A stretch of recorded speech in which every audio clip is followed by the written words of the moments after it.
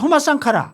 아프리카에 관심 있는 사람은 누구나 아는 이름일 텐데요. 특히 우리나라에서도 많이 읽혀진 장 지글러의 왜 세계의 절반은 굶주린가라는 책이 있습니다. 네. 거기에서 이 토마스 상카라 얘기가 많이 나오는데요. 죽은 지가 벌써 38년이 되었지만 많은 사람들이 이 사람을 아프리카의 혁명가로 외세로부터 자주적인 독립국가를 위해 애쓴 사람으로 최대 빈국이었던 부르키나파소 민중의 굶주림을 해결해 준 사람으로 그리고 대통령의 특권을 일체 거부하고 국민과 함께했던 사람으로 기억하고 있습니다. 이제 네. 그가 그리고자 했던 아프리카의 미래 여러분과 함께 한번 찾아가 보죠. 네. 네.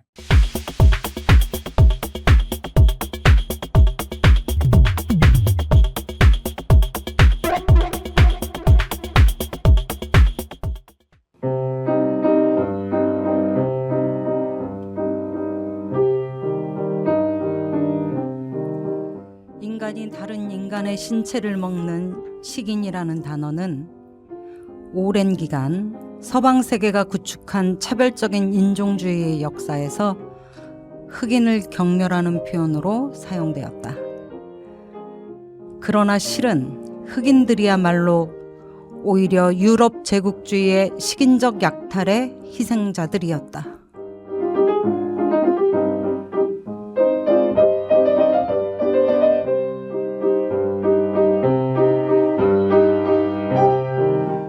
낸시 프레이저는 이렇게 그의 책 식인 자본주의에서 식인종은 바로 자본가 계급이자 자본주의 체제이고 이들은 자기 꼬리를 먹으며 자멸하는 신화 속의 뱀 우로보로스처럼 자신을 지탱해주고 있는 사회, 정치, 자연을 먹어치우고 있다고 비판합니다.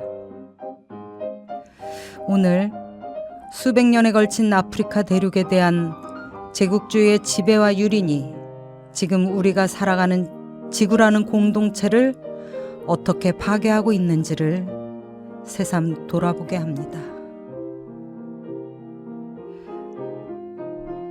역사 속에서 오늘의 길을 찾는 빨간 방송 붉은 오늘 49번째 아프리카의 어제와 오늘 8부 수단 내전 그리고 자유와 해방을 위한 도전 토마 상카라를 지금 시작합니다.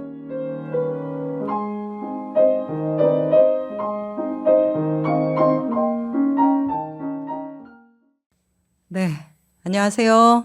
안녕하십니까, 양경규입니다. 네, 반갑습니다. 나경채입니다. 네, 아프리카 8부 마지막 방송인데요, 그죠? 예, 아우 네. 길었습니다. 이게 찝찝하네요. 앞에 그 프롤로그를 좀 씹어가지고 멋있게 하고 싶었는데 제가 멋있게 하고자 했던 이 부담이 그대로 이렇게 네. 자, 위원장님 잘 지내셨죠? 네, 별일 네. 없습니다. 네. 네, 오늘 마지막 방송인데 또 분량이 좀 많아서 네. 알겠습니다. 나경채 국장님 뭐 근황이나 꼭 해야 될 얘기 있으시면 한마디 하시죠. 안 하고 가면 좀 섭섭해 하시더라고요. 갑자기 추워져가지고 저도 네. 지금 목이 약간 칼칼하고요. 우리 심재옥 진행자께서도 목소리가 약간 이상하다고 스스로 진단을 하시고 주변에 감기 걸리신 분들이 많은 것 같습니다. 전 노안입니다. 네. 자, 그러면 바로 시작할까요? 네. 네. 네. 자, 그동안 7부에 걸쳐서 우리가 아프리카 얘기를 좀 했잖아요. 한 나라의 역사, 하나의 사건만 해도 진짜 한 7, 8부까지 해도 그죠? 그럴 만한데 그렇게 진행될 만한 이야기들인데요. 그죠? 그렇죠. 아프리카 대륙 전체하고 각 나라의 이야기를 하려니까 너무 어려웠어요. 길었고요. 네. 하여튼 뭐 시간이 많이 부족한 건 사실인 것 같아요. 네. 자, 우리가 그 나라들의 내전까지 얘기를 하고 당연히 이제 여러 가지로 어려웠는데 그동안 저희가 내전 얘기를 할 때 로디지아, 모잠비크, 앙골라, 나미비아, 르완다, 부룬디, 콩고 이렇게 얘기를 했어요. 네.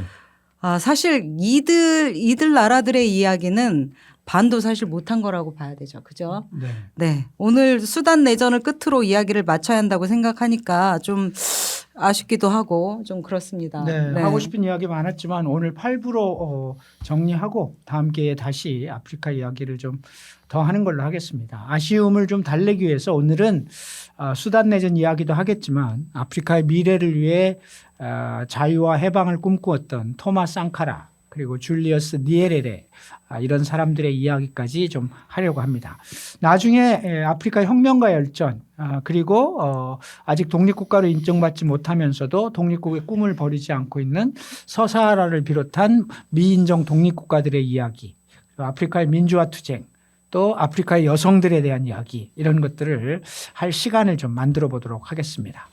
자, 그러면 먼저 유엔이 세계 위기국가 1위로 지정할 정도로 가장 참혹한 전쟁터가 되고 있는 수단, 그 수단의 내전 이야기부터 오늘 시작하도록 하죠. 네. 네, 먼저 제가 이제 수단이라는 나라가 뭐 어떤 나라인지부터 소개를 해보겠습니다. 자료 화면이 나가는데요. 이집트 바로 아래에 있는 나라가 그러네요. 수단입니다. 오른쪽 동쪽에 있죠. 아프리카에서 세 번째로 큰 나라입니다. 대충 봐도 커 보이잖아요. 네, 크네요. 세계 기준으로는 15번째로 큰 나라니까 굉장히 국토 면적이 큰 나라입니다. 그렇군요. 그러니까 2011년 7월 남수단이 분리되어서 독립하기 전까지는 아프리카에서 제일 큰 나라였어요. 지금 이제 저 수단 밑에 남수단이 있는데요. 네. 저걸 합쳤다고 생각해 보면 얼핏 봐도 제일 커 보이죠. 네. 그런데 현재 아프리카에서 그렇다면 가장 큰 나라는 어딜까요? 지도에도 잠깐 나왔는데요.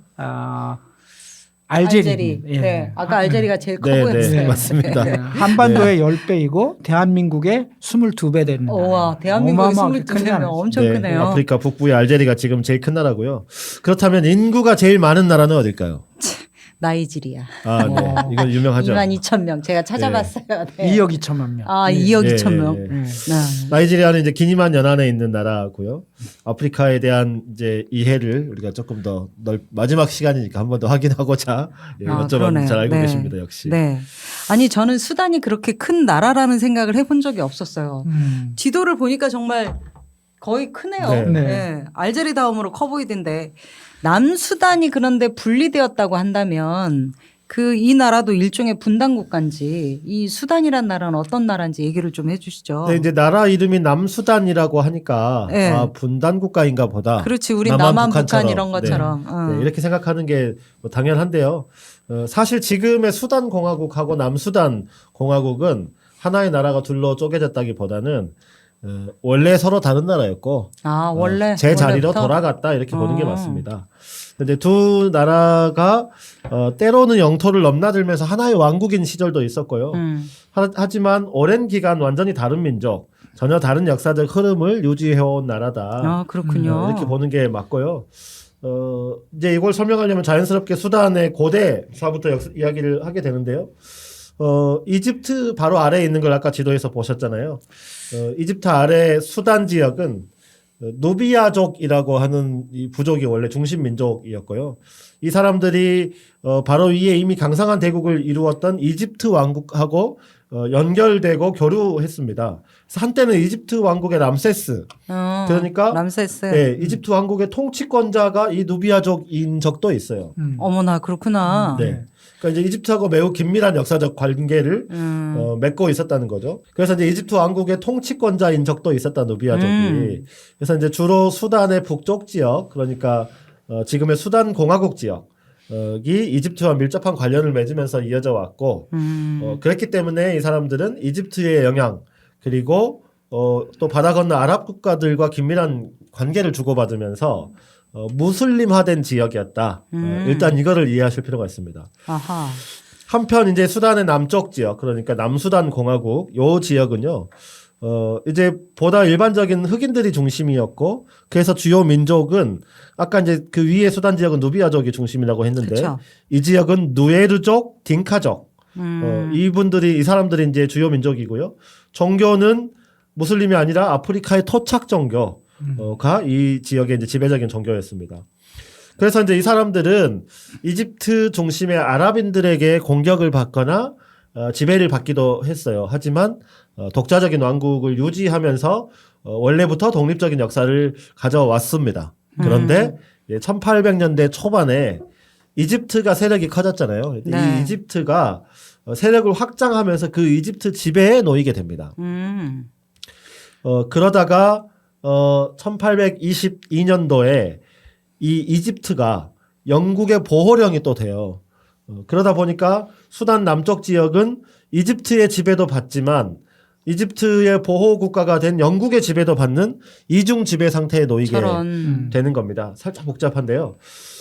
이집트 지배하에 있었기 때문에 기본적으로는 말은 아랍어, 종교는 이슬람이 강제되었지만 수단 남부로 완벽하게 확산되지는 않습니다. 이게 아까 이제 원래는 종교가 아프리카 전통 종교라고 했었잖아요. 왜냐하면 영국의 실질적인 지배도 받고 있었기 때문에 그랬어요. 오히려 이 수단 남쪽 지역은 영국 지배의 영향을 더 받아가지고 기독교가 여기는 다수 종교가 됩니다. 처음에는 아프리카 전통 종교였다가 나중에 영국의 영향을 받아서 기독교가 다수 종교가 되는 거죠. 자연스럽게 수단의 남쪽과 북쪽은 이슬람과 기독교로 분할되는 구도가 되는 거죠. 그러니까 민족도 다르고 종교도 달라진 그러네. 겁니다. 네. 그러니까 요는 이집트가 남수단 지역을 합병하기 전까지는 남수단과 북수단은 역사적 궤적이 완전히 다른 그렇죠. 네. 그런 지역이었다가 공이 영국의 지배를 받게 된다 이런 네. 거네요. 네. 그렇습니다. 네. 2차 대전 후 아프리카의 식민지들이 독립하는 과정에서 수단은 독특하게 이집트의 지배를 받는 지역이면서 동시에 영국의 보호를 받는 지역이라는 이중적 구조에 있었습니다. 이집트는 영국으로부터 독립한 이후에 그랬기 때문에 원래 저 땅이 이집트 땅이었다라고 줄기차게 수단 지역에 대한 종주권을 주장하지만 수단인들은 어차피 너네가 쳐들어와서 우리를 먹었던 거고 이제 독립됐으니까 우리도 독립해야 되겠다라고 해서 강력하게 독립투쟁을 전개하면서 이집트로부터 동시에 영국으로부터 이렇게 독립투쟁을 전개해서 1955년 독립수단공화국을 수립하게 됩니다. 네. 결국 뭐 수단의 역사를 잠깐 알아본다고 했는데 어쨌든 그렇죠. 고대사부터 정리해가지고 지금 잠깐이지만 2000년을 왔다 갔다 했네요. 네. 람세스 얘기까지 하고 왔네요. 네. 그러니까 우리 저기 그렇습니다. 나경채 국장이 아주 잘 정리를 해 주셔서 고대사까지 다. 네. 우리가 이제 이렇게 살펴본 이유는 수단공화국 성립의 전사, 남쪽과 북쪽의 오랜 역사 이런 얘기를 하지 않으면 남수단의 독립과 수단 내전을 설명할 수 없기 때문에 그래서 멀리까지 갔다 온 겁니다. 이제 본격적으로 수단 내전 얘기로 들어가 보도록 하겠습니다. 네. 이건 너무 클리셰라는 생각이 드는데요. 네. 이게 이제 독립 직후에 역사적, 민족적 그리고 종교적으로 다른 남쪽과 북쪽이 서로 전쟁을 벌였다 이런 네. 거 아니겠어요? 네, 그렇죠. 그런 생각이 드네요. 뭐 아프리카의 내전이 주로 이제 발발 과정이 거의 그렇지 네. 않았습니까? 그렇죠. 네. 그런 거죠. 맞습니다. 네, 아프리카 내전의 전형이 다 이런 식이었죠. 민족 네. 문제, 종교 문제, 그리고 강대국의 개입, 거기에 대해 자원에 대한 점유 문제까지 이런 것들이 겹치면서 주로 내전이 일어나는데요. 그렇죠. 물론 이런 문제의 근저에는 제국주의 지배에 따른 분리와 통제, 수탈, 즉 식민지를 거쳤다라고 하는 것이 가장 중요한 이유 중에 또 하나가 되는 거죠. 어쨌든 수단은 독립한 이후에 이집트에 대한 입장 차이, 미국과 소련에 대한 입장 차이, 냉전 시대잖아요. 그 안에서. 그래서 수단 내부에서 치열한 권력 싸움이 벌어집니다. 그래서 전국이 안정을 못 찾는데요. 이런 이유 때문에도 전국이 안정을 찾지 못하기도 하지만 가장 심각한 문제는 독립 직후부터 시작된 북부 중심의 수단 공화국에 대한 남부의 분리 독립운동이었습니다. 그러니까 원래 우리는 너네하고 다른 나라였다라고 그렇지. 얘기를 하는 거죠. 네. 종교적으로 이슬람을 강제하고 공용어로 아랍어만을 인정하고 또한 남부의 주요 민족인 딩카르족과 누에르족에 대한 차별 등을 밀어붙이는 북부 중심의 수단 정부에 대해서 계속 저항한 거죠.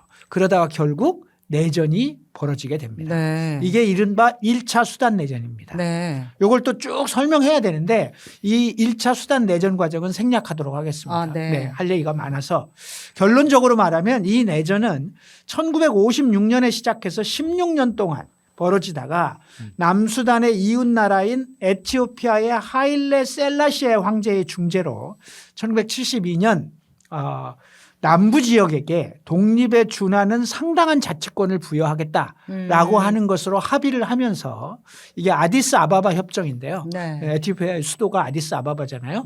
거기서 평화협정이 체결되면서 1차 수단 내전 즉 남부의 독립을 주장했던 내전은 자치를 얻는 정도의 수준에서 일단 이렇게 정리를 하게 됩니다. 네. 그래서 끝난 줄 알았는데 바로 2차 내전이 시작됩니다. 저런. 예. 네. 에티오피아의 하일레 셀라시에 황제 네. 이 사람은 이제 우리가 아는 사람이 된 거 아닙니까? 예, 한번 했었죠. 예. 네. 라스타파리교 얘기했었죠. 예. 어쨌든 불안한 동거를 이어가던 수단 정부 그리고 남쪽의 자치 정부는 11년 만에 그러니까 1983년에 다시 2차 내전에 돌입합니다. 아이고, 네. 수단은 1972년부터 집권한 가파르 니메이리 대통령이 경제적으로는 사회주의, 그다음에 정치적으로는 일당 독재 이런 방식을 통해서 강경하게 남부까지 통치를 하고 있었는데요.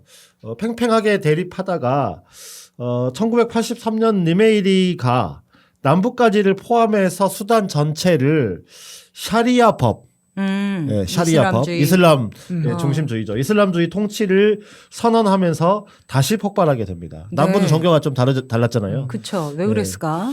그러니까 당시 아랍권은 1979년에 이란 혁명이 성공했어요. 그러고 나서 이슬람주의 전체적으로 이슬람주의가 확산되고 있었던 거죠.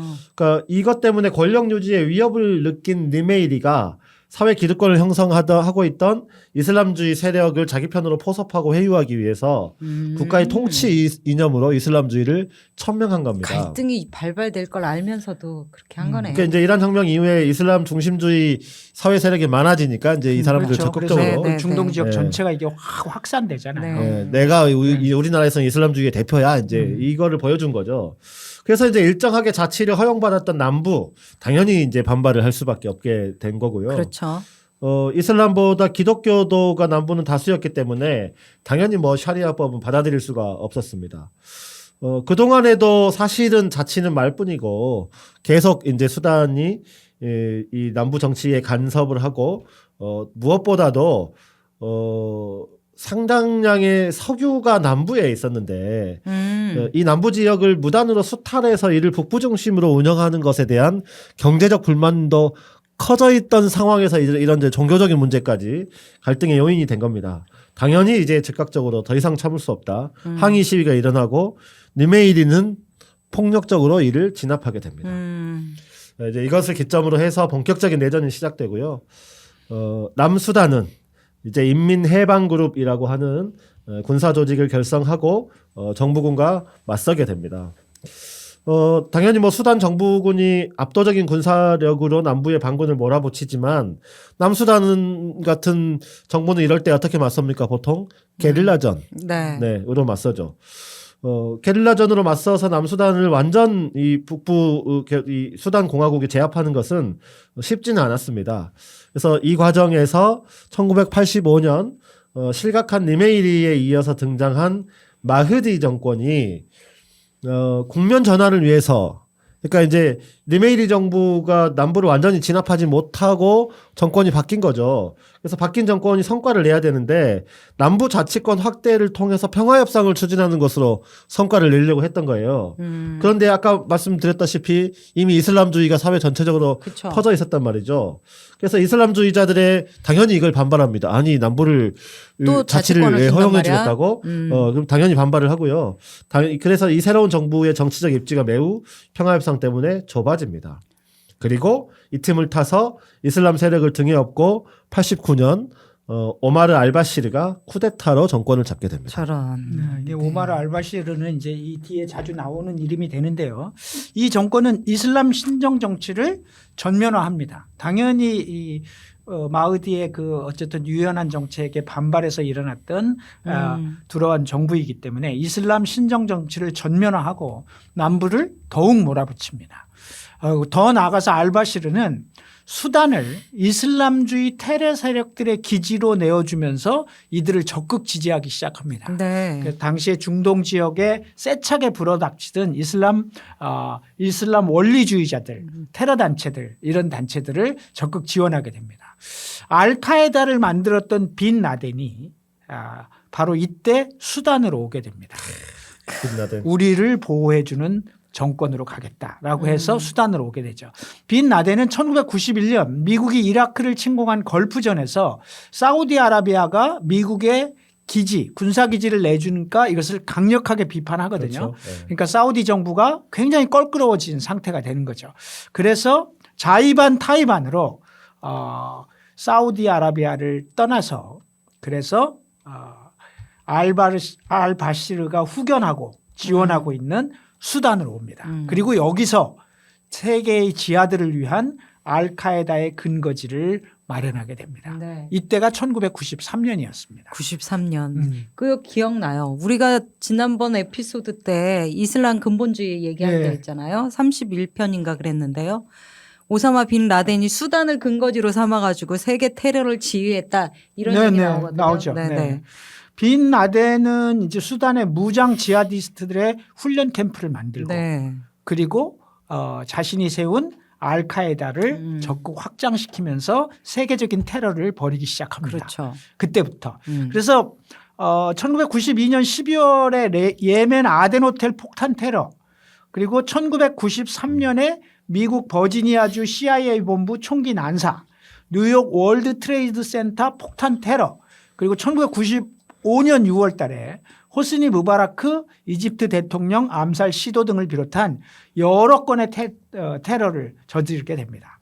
이런 일련의 테러가 오사마 빈 라덴의 알카에다와 이를 지원하는 수단 정부에 의해서 자행됐다라고 하는 것을 확인하고 나서 서방과 아랍 세계 미국으로부터 높은 수준의 경제 제재를 수단이 받게 됩니다.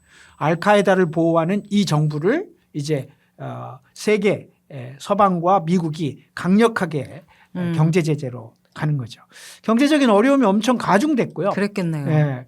그래서 이제 이런 압력이 거세지니까 수단이 어쩔 수 없이 빈 라덴을 불러서 떠나주시는 게 좋을 것 같습니다라고 양해를 구하죠. 그때 그러면 오사마 빈 라덴은 그럼 어디가 좋을까 할 때 마침 탈레반이 쫙 올라오고 있던 지역 아프가니스탄으로 그래서 가게 되는 거죠. 네. 그리고 그 아프가니스탄에 가서 결국 알카에다를 움직여서 99년 9.11 테러를 벌이게 되는 거죠. 네. 이렇게 보내버렸지만 오마르 알바시르는 빈 라덴은 보냈지만 남부 수단에 대한 무차별적인 공격과 학살 그리고 테러 단체에 대한 지원 이런 것들은 여전히 계속 하게 되는 거죠. 아니 근데 이렇게까지 끈질기게 이렇게 내전을 이어간다는 게 좀 이해가 안 되는데요. 왜냐하면 이게 이제 한 나라에서 영토를 분리해서 자치권을 갖겠다고 하니까 뭐 그걸 막고 싶은 권력자의 입장에서는 그럴 수는 있겠지만 근데 이게 자국민인 거잖아요. 네. 국민을 학살하면서 세상의 평화적인 협상조차 거부하고 있는 거는 좀 이해가 네, 되지는 힘들죠. 않아요. 네. 네. 네, 이제 어느 한 지역이 분리 독립을 요구한다고 해서 뭐 쉽게 독립을 인정하는 것은 뭐 당연한 일은 아니겠습니다만 수단 내전이 지속된 이유는 무엇보다도 이 수단은 물이 부족한 나라예요. 그렇지. 사하라 사막을 네. 끼고 있잖아요. 물과 또 특히 지하 자원 문제가 있었기 때문입니다. 네. 아프리카의 여러 분쟁이 사실 자원 문제이기도 그렇죠. 한데요. 네, 네, 맞아요. 수단은 사하라 사막에 걸쳐 있기 때문에 물 부족 문제가 항상 심각한 문제였고 북부 쪽은 건조지대이지만 남수단 남부 쪽은 수자원이 풍부한 지역이거든요. 그러니까 여기를 포기할 수 없는 거죠. 또 결정적인 것은 수단에 석유가 나는데 이 석유 대부분이 남부 쪽에 있어요.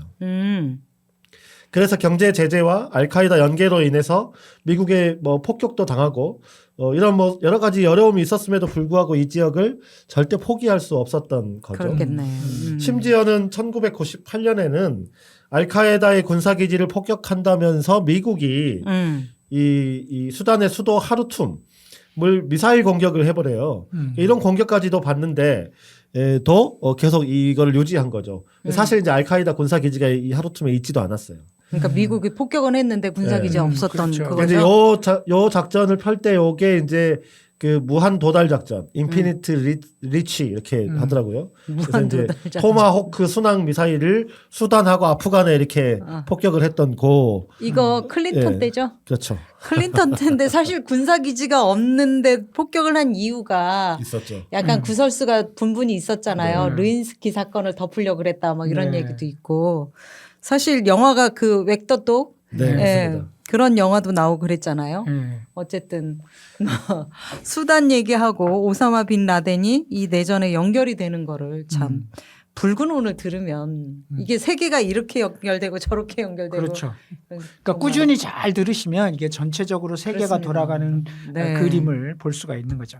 여하튼 여러모로 국내외적 안팎으로 다 어려웠지만 알바시르는 이 수단 내전을 끝까지 밀고 갑니다. 절대로 남부의 독립을 용납할 수 없다. 네. 그래 내전 양상은 사실 게임은 안 되는 전쟁이에요. 네. 정부군이 남부 지역을 초토화하는 방식으로 진행됐고 어떻게 이렇게 초토화하는 방식이 되니까 당연하게 숱한 학살이 벌어지고 대략 400만의 남수단 주민들이 난민이 되어서 이웃 나라인 에티오피아, 케냐, 우간다 뭐 이런 데로 떠날 수밖에 없었던 거죠. 세상에. 그래도 전쟁이 계속 지속됩니다. 그런데 그렇게 끈질기게 버티던 알바시르도 버티기 어려울 정도의 비판과 국제 제재를 받게 되는 사건이 또 터지게 됩니다. 아 그래요? 바로 이게 다르푸르 학살이라고 하는 사건인데요. 네.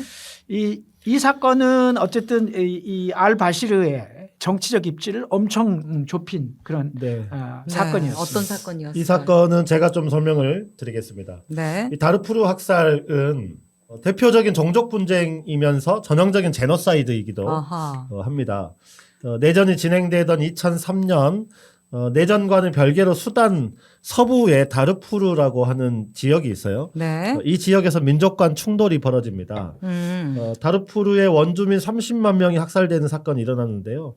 전에 한번 말씀드린 적이 있는데 기후위기가 심각해지면서 사하라 사막이 확대되고 있어요. 아, 네. 네, 그러면서 사막화가 진행되면서 수단 서부의 북쪽에서는 물을 찾아서 이 북쪽에서부터 내려온 아랍계, 베두인 유목민들이 있었는데 이들이 이 남쪽의 다르푸르 원주민이었던 누비아계 흑인들과 마찰, 분쟁을 충돌을 갖게 일으켜요. 됩니다. 네. 그러니까 이제 이것도 기후위기의 영향인 건데요. 그러네. 베두인 유목 부족이나 원주민 모두 아랍인들로서 피부색의 흑백 차이만 있을 뿐이지 언어는 아랍인이고 종교는 이슬람이에요. 그러니까 이제 이 충돌은 흑백 갈등이나 전형적인 종교 갈등하고는 조금 다른 겁니다. 뺏는 자와 지키는 자로 나뉘어진 민족 간의 충돌인 거예요. 네. 그러니까 수단 정부는 이 사태를 딱 닥치니까 말등에 탄 악마라고 하는 뜻의 잔자위드 민병대라고 하는 사람들을 이용해서 흑인 원주민들을 공격합니다. 아, 원주민을 공격해요. 네. 어. 잔자위드는 원래 리비아와 차드, 리비아는 이제 그 수단의 서쪽, 북쪽, 서북부에 있고요.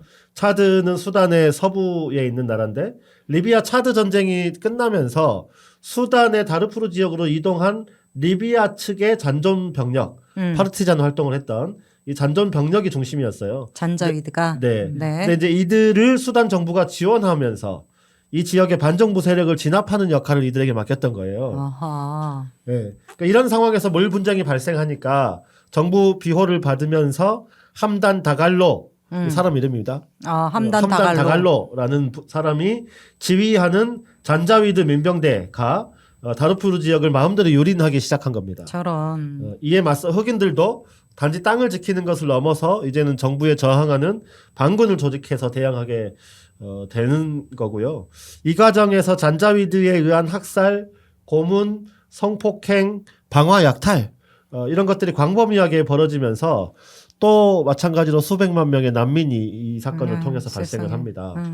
자, 이러한 어떻게 정부가 이래. 예, 이 사태는 이제 알바시르 정권에 대한 국제 사회의 우려와 비판을 불러왔고 더 높은 경제 제재가 잇따르면서 이 알바시르는 더 이상 이제 내전을 지속하기가 어려운 정치적으로 위기인 상황이 된 거죠. 그래서 2005년 케냐의 나이로비에서 평화협정이 체결돼요. 이러면서 이제 22년간의 내전이 끝나게 되는데 예, 학살과 성폭력으로 점철이 된 이 내전을 통해서 300만 명의 난민이 발생했어요. 아이고, 세상에. 네, 300만 명 끔찍하죠. 평화협정의 내용은 앞으로 6년 동안 자치를 전면 허용한다. 그리고 그 이후에 독립 여부는 남수단 주민들이 투표로 결정해라. 라고 하는 내용이 핵심이었습니다. 네. 그러면 평화협정이 2005년에 맺어졌으니까 2011년쯤에는 투표를 한다는 거네요. 그런 거죠. 그렇죠. 예. 예. 그러면 남수단이 독립이 순조롭게 이루어졌을까요? 그러면 이제 수단에서의 그렇게 되면 수단에서의 내전은 이제 끝나는 거니까요. 그렇죠. 근데 네. 일단 뭐 남수단의 독립을 위한 내전은 끝났지만 그럼에도 불구하고 내전이 지속됩니다. 수단이 오늘날 유엔이 지목한 세계 위험 국가 1위인 이유는 이 내전이 끊이질 않기 때문이에요. 그래서 이쪽에 그래요? 소위 남수단 독립 내전은 끝났지만 음. 다르푸르의 이 내전은 계속 진행되고 있는 상황이 되는 다른 거죠. 요인에 의한 다르푸르. 내전이 네, 아까 얘기한 네, 다르푸르, 다르푸르 지역의 학살로 그 전쟁은 계속되는 거예요. 그러니까 심하게 말하면 네. 1955년에 독립했으니까 음. 지금 기준으로 하면 70년이 됐잖아요. 70년 동안 수단은 계속해서 내전이 있는 거예요. 계속. 진짜 남수단 독립을 위한 내전도 있었지만 이걸 정리했다 싶은데 다르푸르의 내전은 또 계속되고 있기 때문에 총성이 멎지 않는 나라입니다. 그러니까 진짜 끔찍하네요. 그렇죠. 그러니까 아니 55년도에 태어난 사람이 70살이 될 때까지 그렇죠. 내전이 계속 총소리를 들으면서 사는 거예요. 그러니까 그런 원래 얘기. 세상이 이런 거야라고 생각하는 사람도 있겠어요. 그렇겠죠. 네. 거기 사는 사람들은 정말 삶이 아니겠어요. 그런 삶이. 거죠. 그러니까 남수단과 반군과는 정리가 됐지만 다르푸르 지역에서의 분쟁이 지속된 거죠. 학살과 난민 사태로 인해 국제사회의 비판이 거세어지고 유엔이 숱한 결의를 통해서 학살 중단을 요구했지만 분쟁은 좀처럼 멈추지 않았습니다. 그러다가 2006년에 아프리카 연합이 평화유지군을 파견하고 유엔이 적극 개입하면서 평화협상이 진척되기 시작합니다. 네. 그래서 마침내 다르푸르에서도 일단 평화협정이 체결됩니다. 2006년 5월 달에. 그래서 다르푸르 분쟁 또한 한 고비를 넘는 듯 했습니다. 이 다르푸르 분쟁으로 인해서 최소 40만 명이 사망하고 250만의 난민이 발생했으니까 수단 전체적으로 보면 남수단 때문에 300만이 넘는 난민, 이 다르푸르만으로 또 한 250만의 난민, 이게 엄청난 거죠. 한 나라의 그러네요. 국민들이 이렇게 다 난민이 되는 상황이 된 거죠. 그렇게 나라도 되게 큰 나라였는데 네. 말입니다. 그러니까 어쨌든 이 정도 됐으니까 그래도 다행이다 싶었지만 이내 다르푸르 협정은 휴지 조각이 되고 맙니다. 협정 이행을 둘러싸고 충돌이 발생했고 네. 그래서 다르푸르 지역은 여전히 계속 분쟁 상태를 이어가고 그리고 조건은 조금 바뀌었지만 어쨌든 다르푸르 분쟁은 지금까지 계속 진행되는 내전입니다. 지금 네. 수단에서 벌어지는 가장 큰 내전은 다르푸르를 중심으로 해서 그렇군요. 여전히 벌어지고 있습니다. 네. 진짜 끝이 없네요.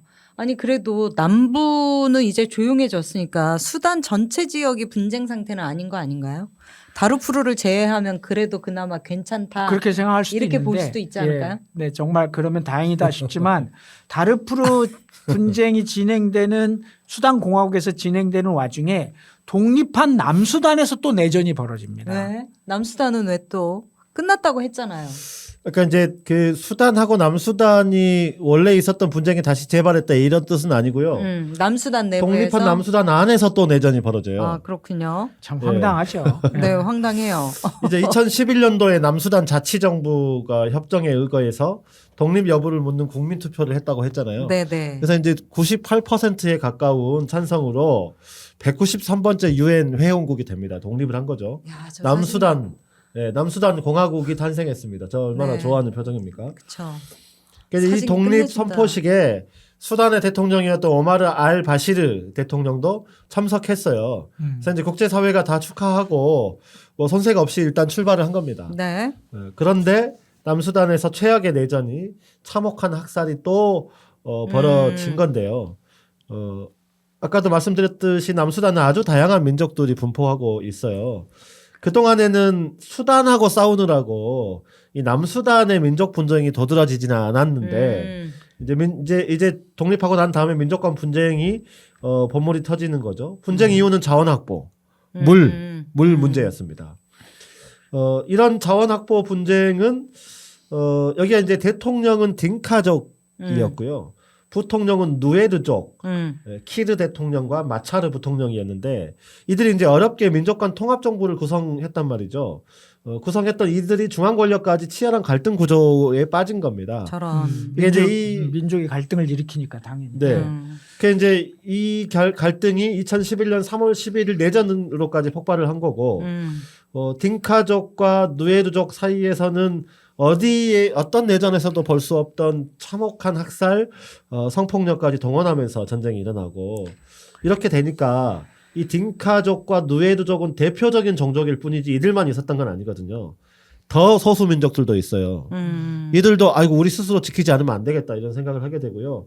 이런 소수 민족들까지 다 자위를 위해서 무장을 합니다. 아이고. 결과적으로 남수단은 존재하는 모든 민족들이 군벌과 무장단체로 조직되면서 나라 전체가 누구도 믿을 수 없는 전쟁 상태가 아이고 어찌까. 된 것이죠. 그래서 이 내전이 이 9년 만인 2020년 정부군과 반군 양측의 연합정부를 구성하는 것을 골자로 해서 평화협정이 체결되고 반군 지도자가 부통령에 취임하면서 일단 정리는 됩니다. 유엔 평화유지군이 주둔하고 있고요. 하지만 이제 이 민족 갈등 때문에 여전히 불안한 상태이죠. 그렇군요. 아니 진짜 같은 동시대를 살고 있는 지구인으로서 이런 참상에 대해서 너무 무심했다는 생각이 들면서 다시 한번 또 반성을 하게 되네요. 그게 이제 뭐 심재욱 진행자뿐이겠습니까? 사실 뭐 저도 마찬가지고 이 방송하기 전까지는 국제 문제에 대해서 어쨌든 우리가 좀 더 넓은 관심과 고민이 그렇습니다. 필요하다. 네. 또 이런 문제에 대한 무관심이 어쩌면 얼마 뭐 사실 지금도 완전히 끝난 게 아닌데 이 팔레스타인 학살까지 일정하게 책임이 함께 있는 거 아닌가 인류로서. 그렇습니다. 네. 그래서 이런 무관심을 넘어서 노력하는 사람들도 있었고 또 지금도 있다는 점도 잊으면 안 될 것 같습니다. 네. 붉은 오늘도 지금 그런 노력의 일환이다. 이렇게 네. 그렇죠. 얘기할 네. 수 있겠네요. 지금 방금 이런 무관심을 넘어 노력하는 사람들 얘기했는데요. 남수단의 그 참혹함이 우리와도 연결이 됩니다. 그래요? 네. 그런 무관심을 넘어 노력하는 바로 다큐멘터리 울지마 톤지의 이태석 신부가 그 연결의 고리를 만들어준 사람이죠. 톤즈는 저 지도에 보면 저 빨간 부분인데요. 남수단의 북서부에 위치한 도시입니다. 바로 이곳에서 그 참혹한 내전의 한가운데서 인간을 찾아 나섰던 사람이 바로 이태석 신부였습니다. 원래 저분은 의사였는데요. 의사의 길을 포기하고 다시 사제 서품을 받아서 신부가 되고 그리고 2001년 남수단으로 떠납니다. 거기서 이제 교육, 의료봉사 이런 것을 위해서 온몸을 갈아넣고 톤지에 병실 12개짜리 병원을 짓고 주민들에 대한 치료, 전쟁으로 인한 고통과 절망을 위로하면서 살아갔던 이태석 신부. 바로 우리와 수단을 연결시켜준 사람이었습니다. 그런 저 사람의 안간힘에 우리가 너무 무심했던 것이 그리고 그가 잊고자 했던 고리를 우리가 더 세게 잡지 못했던 것에 안타까운 마음이 좀 듭니다. 네. 이태석 신부는 2008년 일시 귀국했다가 진찰을 받았는데 갑자기 대장암인 것이 확인이 되면서 1년여의 투병 끝에 숨을 거두게 됐습니다. 이태석 신부 기억해야 했으면 좋겠습니다. 네. 그 다큐멘터리 울지마 톤즈가 한동안 네. 굉장히 많이 감동적인 다큐로 많은 분들에게 그런 감동을 줬던 그런 생각이 납니다. 남수단 내전 얘기를 들으면서 이 다큐멘터리 얘기를 하니까 더 얼마나 절절했는가 이게 다시 생각이 되네요. 네. 자, 그나저나 수단 그리고 남수단 이 지역은 정말 끝이 안 보이는 지옥으로 생각이 되어지는데요. 2005년에 남수단과의 내전이 정리되고 2006년에 다르푸르에서의 평화협정이 체결되고 그죠? 그리고 물론 이제 남수단 내전이 있고 다르푸르 분쟁이 여전히 지속되기는 하지만 수단 지역은 그래도 지금쯤은 안정을 좀 찾고 있는 것 아닌가요? 전면적인 전쟁이 이제 그래도 수그러든 건 사실인데 여전히 이제 위험하고 문제는 있다 이렇게 말씀드릴 아직까지. 수밖에 없고요. 네. 일단은 알 바시르는 여전히 독재 정치를 이어갑니다. 아유, 징글징글하네. 다르푸르 사태가 지속되니까 알 바시르는 2013년에 잔자위드 민병대를 신속 지원군이라는 이름으로 대통령 직속의 정식 군대로 편제를 해요. 원래 민병대였는데. 그렇죠. 그러면서 이제 이 의미가 뭐겠습니까? 이 민병대를 더욱 어떤 목적을 가진 방식으로 자유롭게 활용하겠다는 뜻이잖아요. 더 강경한 진압과 학살로 이어간 것이죠. 민생은 서방의 경제 제재 때문에 더욱 처참해졌고 기아에 빠진 인구가 전체의 과반을 넘었다라고 이를 정도로 심각한 상태입니다. 세상에나. 생각해 보십시오. 인구의 절반이 굶고 있다. 굶고 있다. 죽을 정도로 굶고 있다. 그러니까요. 예. 그러니까 점차로 알바시르 정권에 대한 반대 운동이 당연히 커지지 않겠습니까? 그동안 압제에 허덕이면서도 이렇다 할 저항 운동의 흐름을 못 만들었던 수단 국민들은 2011년께부터는 전면적인 민주화 시위에 나서기 시작합니다. 이 시위의 폭발은 알바시르의 폭정에 대한 반발도 있었지만 무엇보다도 요 즈음에 아랍권을 강타한 대외적인 정세 요인이 하나 있었습니다. 네. 2011년 아랍권의 폭풍을 몰고 온 이 정세, 이게 과연 뭘까요? 아랍권을 폭풍으로 몰아넣은 정세라면 아무래도 수단 국민들의 시위와 연동된 것이라고 볼 수 네, 있겠고요. 2011년이면 그거잖아요. 아랍의 봄. 그렇죠. 네. 맞습니다. 2010년에 시작이 되죠. 2010년 12월 달에 티니지에서 노점상 부하지지의 분신 사건으로 발생한 티니지의 자스민 혁명을 시작으로 아우, 자스민 혁명. 이후 아랍권 네. 전체는 민주화 투쟁이 벌어지게 됩니다. 화면에 각 나라의 당시의 민주화 투쟁의 과정들이 나오고 있는데요.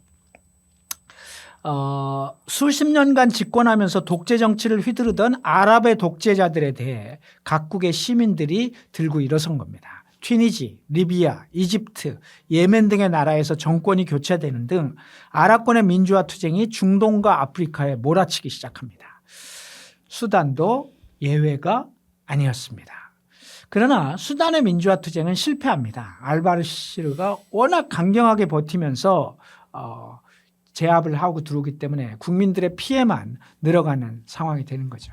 그럼에도 불구하고 투쟁을 계속 이어가다가 결국 2018년 물가 상승과 기근 등이 겹치면서 정말로 다시 한번 대폭발로 일어나고 그래서 끈질긴 1년간의 투쟁을 이어가면서 결국 네. 알바시르 정권이 무너집니다. 이야. 2011년에 처음 일어났던 수단의 민주화 투쟁은 8년 동안 투쟁해서 세상에. 결국 몰아내게 되는데요.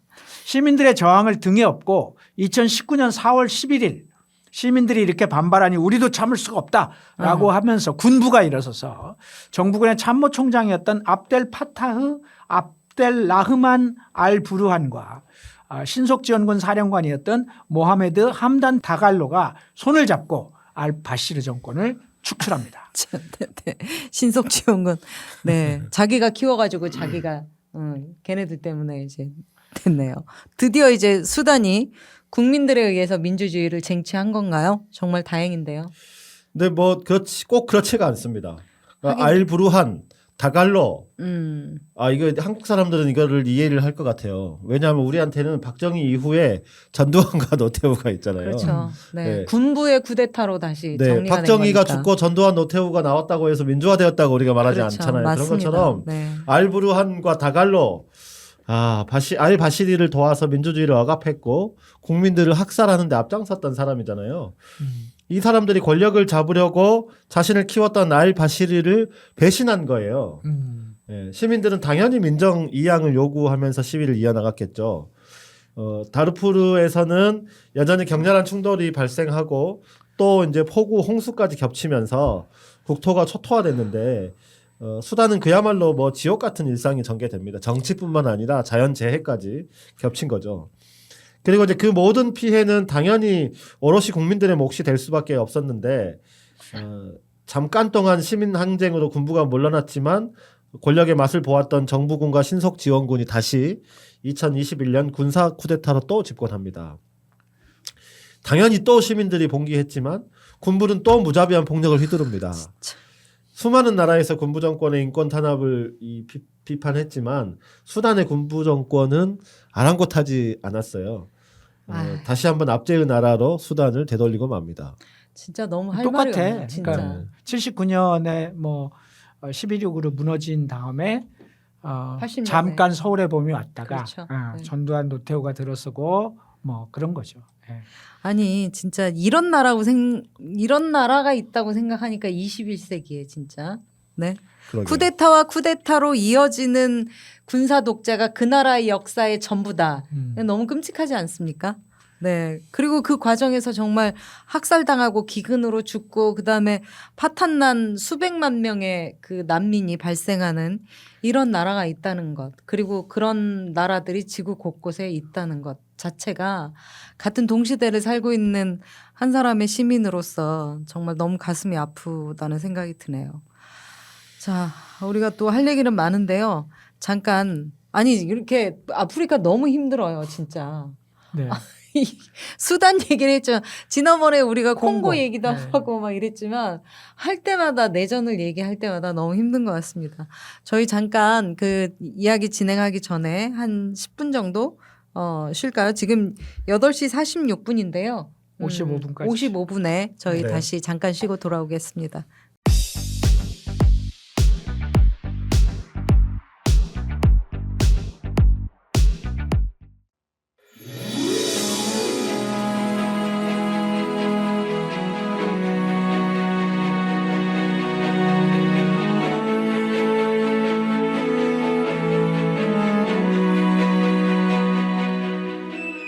여러분은 지금 붉은 오늘 양경규, 나경채, 심재욱과 함께하고 있습니다.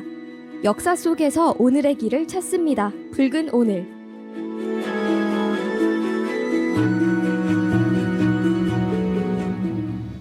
네. 자, 저희 돌아왔고요. 수단 내전 얘기 계속 네. 했는데요. 언제 끝나나요, 도대체? 이거 안 끝나요. 안 끝나요? 네, 네.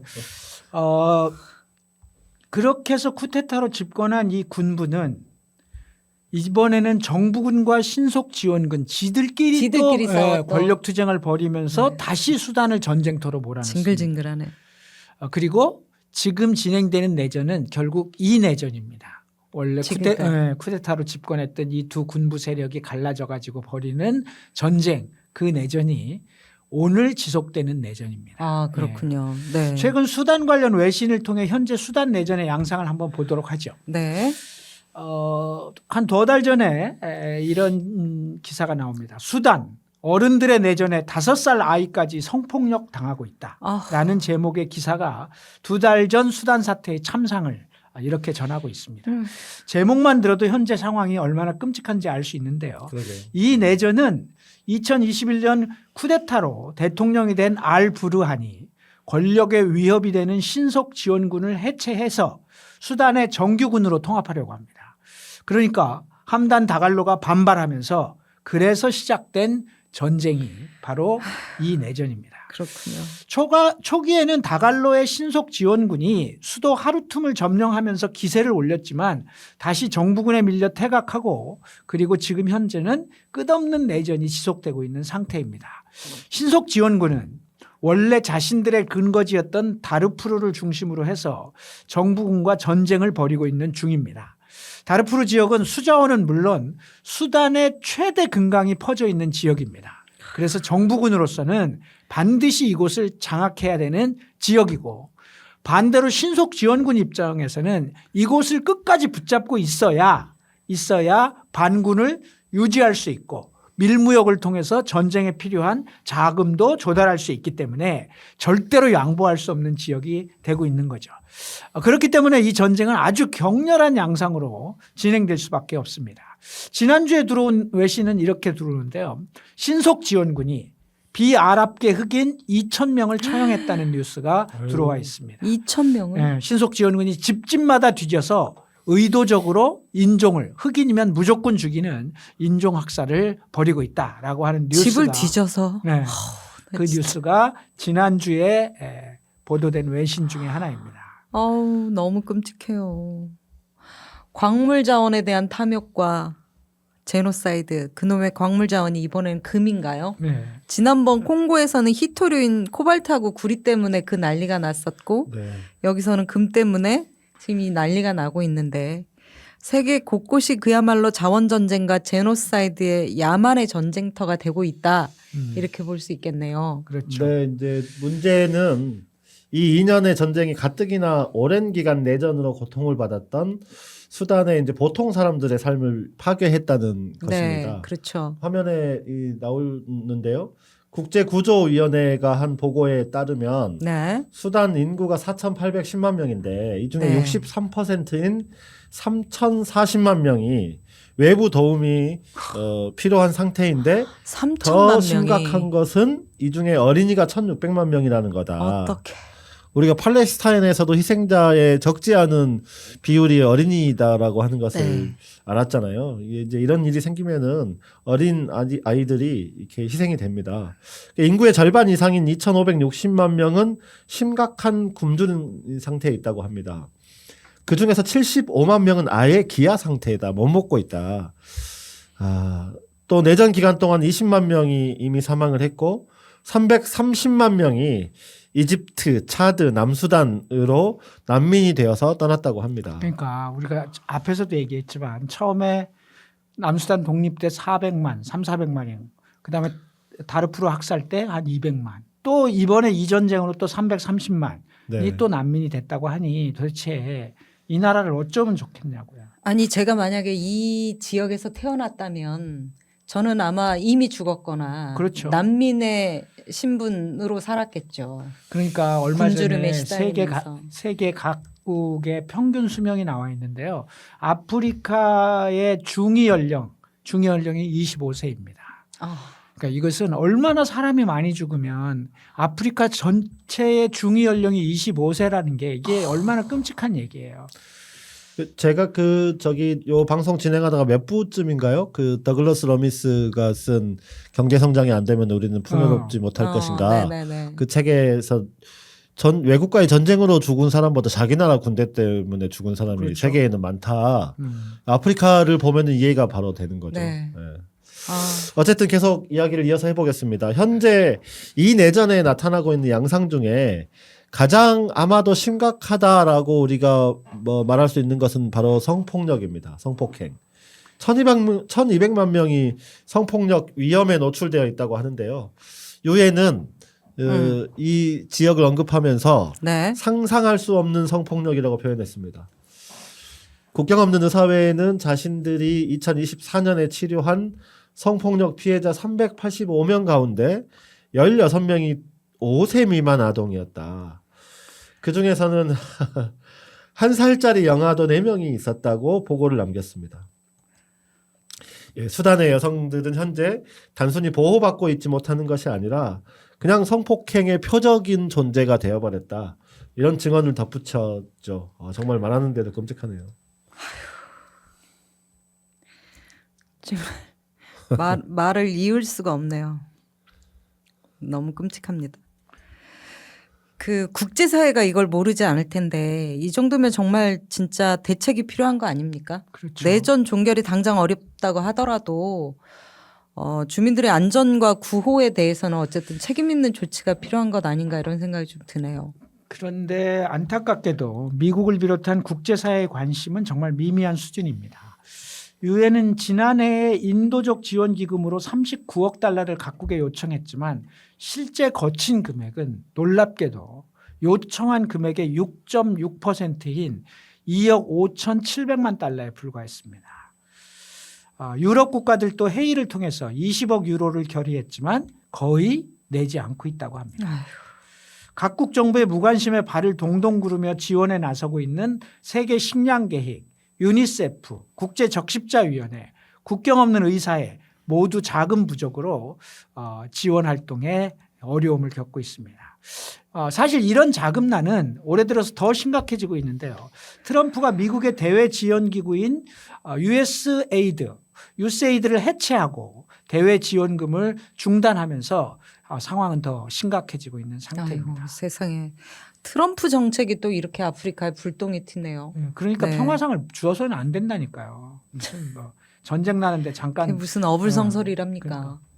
그러니까 이제 이런 데 쓰는 돈은 줄여버리거나 없애면서 동맹국들한테 미국은 방위비를 5%까지 올려라. 지금 이렇게 하고 있는 거 아닙니까? 네. 네. 마가니까. 자, 1955년에 수단 공화국으로 독립한 이후에 한시도 평안한 날이 없는 나라인 거잖아요. 그렇죠. 그곳에 사는 사람들의 고통이 이게 지금 보니까 아프리카의 내전의 양상은 식민지 시절의 제국주의가 부추겼던 그 민족 갈등이 있고요. 그다음에 아프리카에 대한 통제와 자원 탈취에 눈을 막 부라리면서 달려들고 있는 강대국들이 있는 거죠. 그리고 그 식민지 시대를 거치면서 압제와 폭력에 이 점철된 시간이 만들어낸 반민주주의, 그죠? 네, 그런 풍토에서 이제 장기간의 독재 이 정치가 계속되고 있는 이런 것들이 주요한 원인이라고 볼 수 다 이렇게 있겠는데요. 복합적으로 작동하고 있죠. 그러니까요. 네, 다시 한번 아프리카를 유린했던 제국주의의 폐해가 얼마나 심각했던가를 다시 한번 느끼게 되네요. 네. 사실 우리가 아프리카 내전의 아주 일부만을 이야기했을 뿐입니다. 사실 그 일부만으로도 그 참혹함이 이 정도니까 전체적으로 보면 정말 어떻겠어요. 네. 참 안타까운 일입니다. 네. 여튼 수단 내전을 끝으로 해서 아프리카 내전 이야기 이 정도 할까 합니다. 네. 다른 내전은 나중에 다시 기회가 있으면 들여다보도록 그렇게 하겠습니다. 네. 네. 자, 내전 얘기는 끝내는데요. 근데 이제 우리가 그러지 말자고 하면서도 아프리카의 부정적인 측면만을 결국 얘기한 것은 아닌가 이런 생각이 좀 들고요. 우리 청취자들도 아프리카에 대해서 더 이렇게 내전에 점철된 대륙 이렇게 부정적인 인식을 갖게 되지는 않을까 좀 걱정이 되기는 해요. 그래서 오늘 마지막 8부이기 때문에 마무리는 아프리카의 자유와 해방을 위한 싸움 그 한가운데에서 노력했던 사람 이야기를 좀 하면서 마칠까 합니다. 아유, 네. 우리가 이 방송을 통해 그런 이야기를 전혀 하지 않은 건 아니에요. 이미 남아공의 만델라와 투투주교를 비롯해서 그렇죠. 함께 네. 투쟁했던 사람들도 소개했고 또 새롭고 자주적인 나라 아프리카인이 자유를 얻을 때 어떤 나라를 만들지를 보여주겠다라고 했던 파트리스 루문바 얘기 그렇죠. 이런 얘기도 루문바. 했었는데요. 네.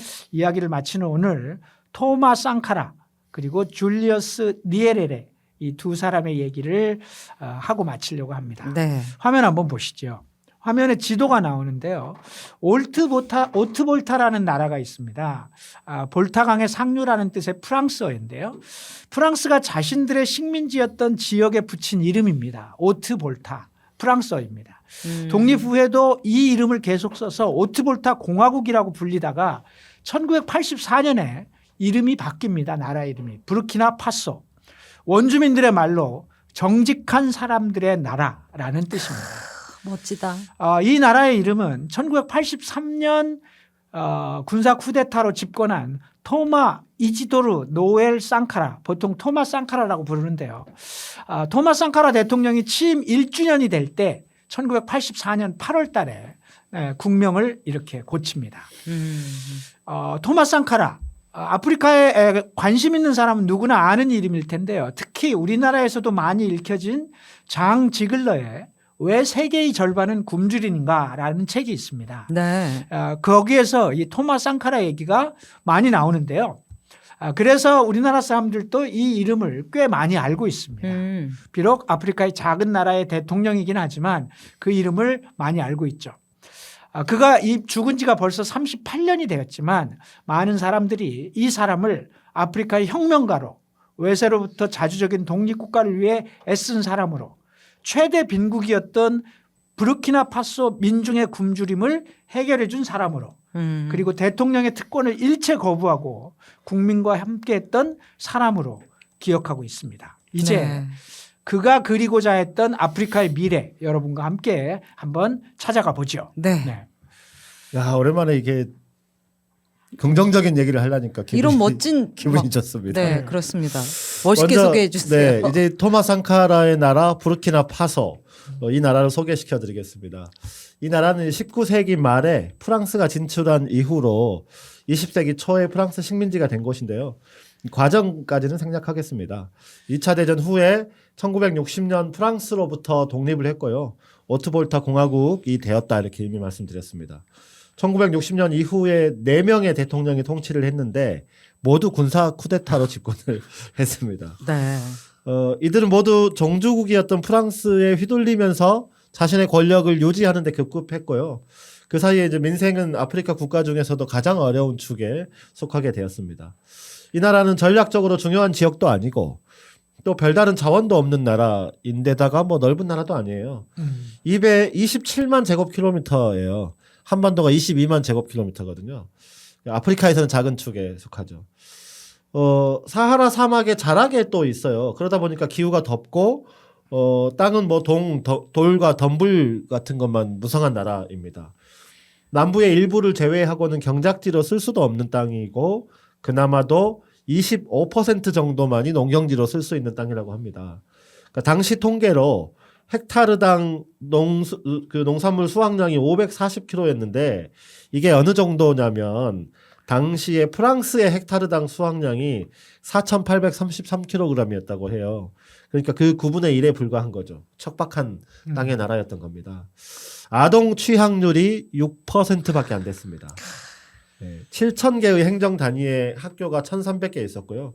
그러니까 한 개 행정 단위에 한 개 군에 예, 이상이 있었던 게 아니고 그렇죠. 예, 여러 한 시도에 4개 정도를 하나가 있었던 5개 거예요. 정도를 묶어야 학교가 하나 있는 거네. 그러니까 교사, 선생님 수는 이조차도 감당할 수 있는 수준이 안 됐다고 하고 국가 예산의 70%가 이미 사회의 기득권이 된 공무원들 월급으로 나갔다. 그러니까 뭐 민생 사업이라고 하는 것은 생각할 수가 없는 거죠. 그래도 공무원 월급은 좋다. 근데 보통 이런 나라의 공무원은 또 다 연줄로 된 그렇지. 공무원들이죠. 네. 그나마 이제 10월이면 이 공무원 월급도 바닥이 나가지고 외국의 지원금과 외채에 의존해야 했던 그런 나라였습니다.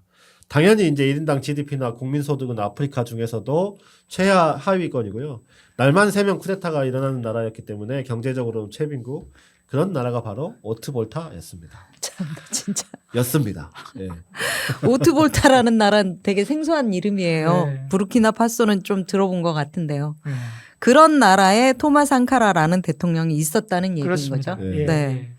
자, 1983년 청년 장교 토마 상카라 대위 그의 동료였던 볼레즈 콩파오라 대위와 함께 쿠데타를 일으킵니다. 네. 화면에 그 두 사람이 나오고 있는데요. 군사 쿠데타 벌써 이미지가 안 좋잖아요. 그렇죠. 안 좋죠. 그런데 상카라는 이미 그 전부터 쿠데타로 집권하긴 했지만 상카라가 집권했을 때 모든 국민들이 박수를 쳤습니다. 그래요. 그만큼 국민들의 지지를 받고 있는 상황이었다는 거죠. 1980년 11월 달에 이미 쿠데타로 집권했던 사야 제르보 대통령이 그를 정보부 장관에 임명했지만 그 정권의 노동사회 정책을 비판하면서 민중의 입에 재갈을 물리려는 자들에게 저주를이라는 말을 남기고 사임합니다. 그러니까 국민들이 지지를 그렇죠. 하겠죠. 그리고 1980년에 또 쿠데타가 일어나서 또 다른 사람이 집권했는데 이번에 집권한 장 바티스트 웨드라우고라고 하는 대통령이 대중적 지지를 받던 그를 총리로 임명했지만 그는 그래서 할까 말까 망설이고 있던 차에 그의 사회주의적 성향을 우려한 프랑스가 개입해 두르면서 그를 못하게 만들어버립니다. 네. 웨드라우고는 이걸 철회하고 나서 오히려 가택연금까지 시킵니다. 위험한 사람이라고 참네. 해서. 그러니까 국민들이 시위에 나서면서 전국이 다시 시끄러워집니다. 이 상황에서 상카라는 그를 지지하는 청년 장교들과 함께 쿠데타를 일으키고 34살의 나이로 오트볼타의 5대 대통령으로 취임하게 됩니다. 이런 네. 과정이 있었기 때문에 그렇죠. 네. 쿠데타를 해서 집권했을 때 국민들이 박수를 친 거죠.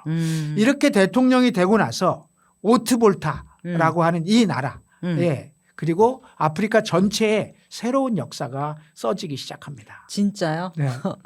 아프리카의 새로운 역사가 시작되다. 진짜 놀라운데요. 벅차죠. 네, 벅차네요. 정말 대단하네요.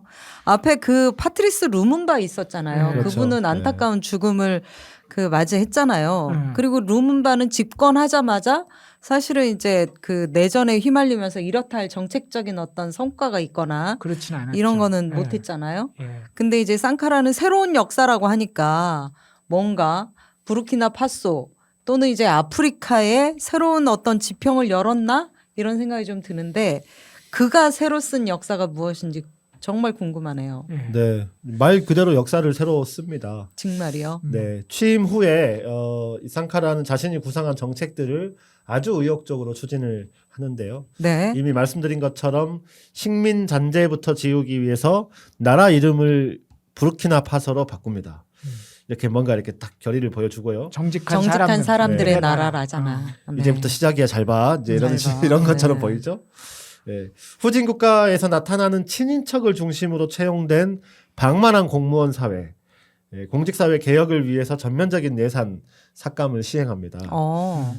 정부가 소유하고 있던 벤츠급의 관용차를 다 팔아버리고요. 네. 가장 값이 싼 경차로 교체합니다. 어머나. 스스로 대통령의 월급을 일반 국민 수준으로 낮췄고 공무원들의 월급도 상식적인 수준으로 줄입니다. 가능하면 자전거로 공직자들은 이동하게 합니다. 본인을 어머나. 포함해서요. 그의 가족들도 대통령이 되기 전의 일상을 그대로 유지하게 합니다. 흔히 군부 체제에서 나타나는 어떤 전체주의적 관행 같은 게 있잖아요. 네. 이런 것들을 없애기 위해서 관공서에 대통령의 초상화를 거는 것은 관행인데 이것도 못하게 합니다. 어머. 늘 대중이 있는 곳에 스스럼 없이 함께하는 모습을 보이고요. 이런 대중적이고 민주적인 자세를 통해서 권력에 대한 신뢰를 회복하고 이제 본격적인 사실 여기까지는 뭐 아주 본격적인 개혁 정책이라고 말하기는 어려워요. 보여주기 식이다. 네. 이렇게 볼 수도 이제부터 있죠. 본격적인 개혁 정책을 실천하기 위한 준비를 이렇게 밟아 나간 겁니다. 그래요. 여기까지는 어떤 느낌이 드냐면요. 얼마 전에 돌아가신 세계에서 가장 가난한 대통령이라고 불렸던 그 우루과이의 호세 무이카 대통령. 네. 네. 비슷해요. 네, 비슷하죠. 네. 이제 어쨌든 이 30대의 대통령이 일단 딱 이렇게 기합을 딱 세우고요. 네. 먼저 행정 체제를 개편합니다. 중앙 집권식 행정을 부족별 자치를 허용하는 지역 자주 관리 체계로 전환합니다. 이게 중앙 집권에 익숙한 사회가 자치를 허용한다고 하는 것은 굉장한 큰 결심이고 자신감이거든요. 네, 쉽지 않죠. 네. 또 이제 오랜 기간 공동체를 운영해온 부족의 협동을 활성화시켰고 주민 스스로의 역동적으로 스스로 삶의 주인이 되게 하자는 조치였고요. 이것을 통해서 그동안 서로 다른 부족의 것을 탐하고 반목했던 민족 갈등을 잠재웠습니다. 이 자주관리 체제는 이후에 쌍카라가 추진하는 사회 경제 체제의 핵심 동력으로 작용하게 됩니다.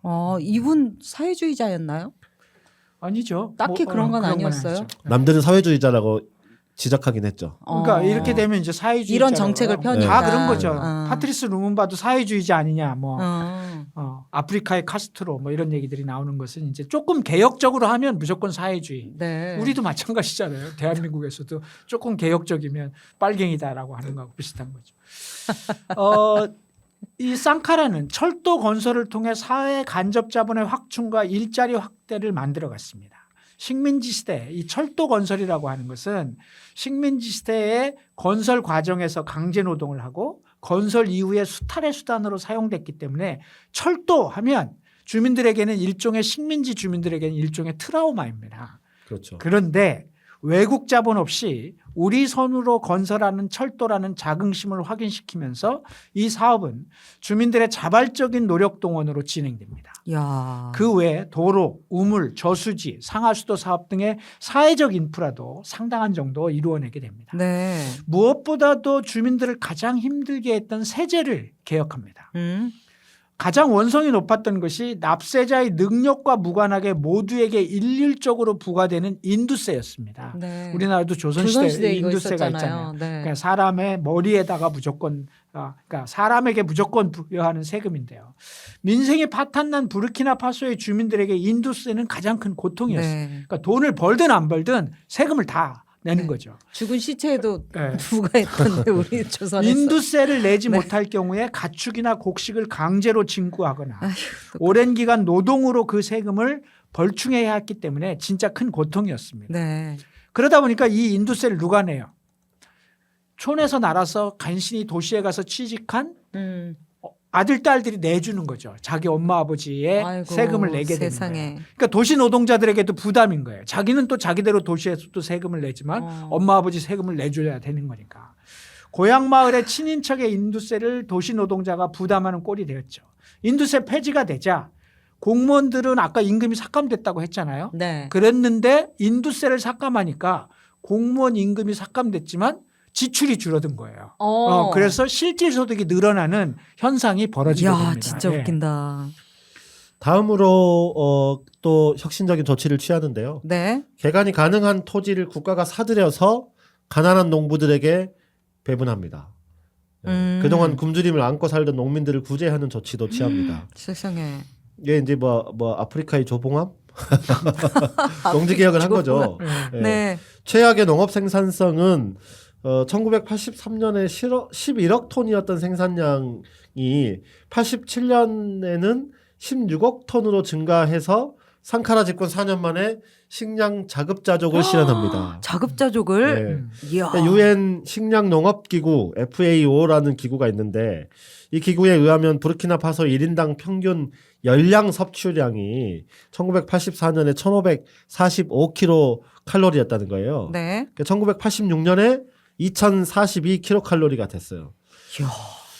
이건 그러니까, 진짜 어마어마한 예, 거예요. 2년 만에 국민 대다수가 하루 한 끼도 챙겨 먹기 힘들었던 나라에서 2,042kcal면 두 끼는 먹는 나라, 예, 굶지 않는 나라가 된 겁니다. 세상에. 하루 세 끼도 아니잖아 이렇게 생각할 수 있지만 하루 한 끼도 어려웠던 나라에서 과소평가할 일이 아닌 겁니다. 아니 하루 두 끼를 어떻게 과소평가해요? 사실 저도 하루 두 끼 먹습니다. 아침은 안 먹으니까. 거기는 저기 다이어트를 위해서 두 끼를 먹는지 모르지만 기아상에서의 아프리카에서 하루 두 끼는 그렇죠. 정말 가히 혁명적입니다. 네. 지금까지의 이런 조치만으로도 국민들의 지지가 대단히 높았을 것을 너무 당연할 것 같고요. 정말 자주국가로서의 새로운 전형을 창출했다고 말할 수 있을 것 같아요. 너무 대단하네요. 그래서 제가 표를 준비했습니다. 네. 그럼 구체적으로 한번 진짜 어느 정도인지 보자. 쿠데타 직후인 1984년 마이너스 1.8%를 기록했던 경제 성장률이 1985년에 8.5% 그리고 86년에는 8%를 기록하게 됩니다. 1984년부터 87년까지 부르키나파소의 GDP는 3년 만에 15.5억 달러에서 23.7억 달러로 늘어나게 이야. 됩니다.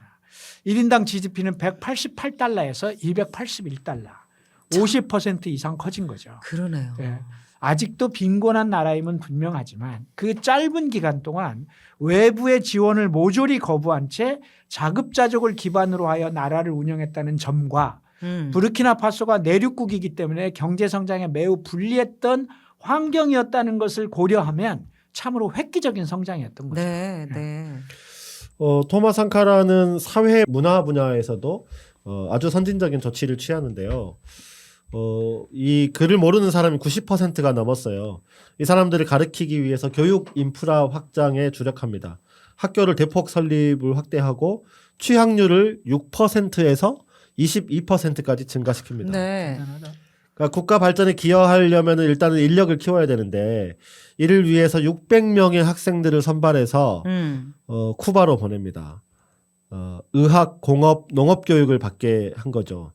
쿠바도 뭐 약간 어려운 나라 아니냐 이렇게 생각할 수 있는데요.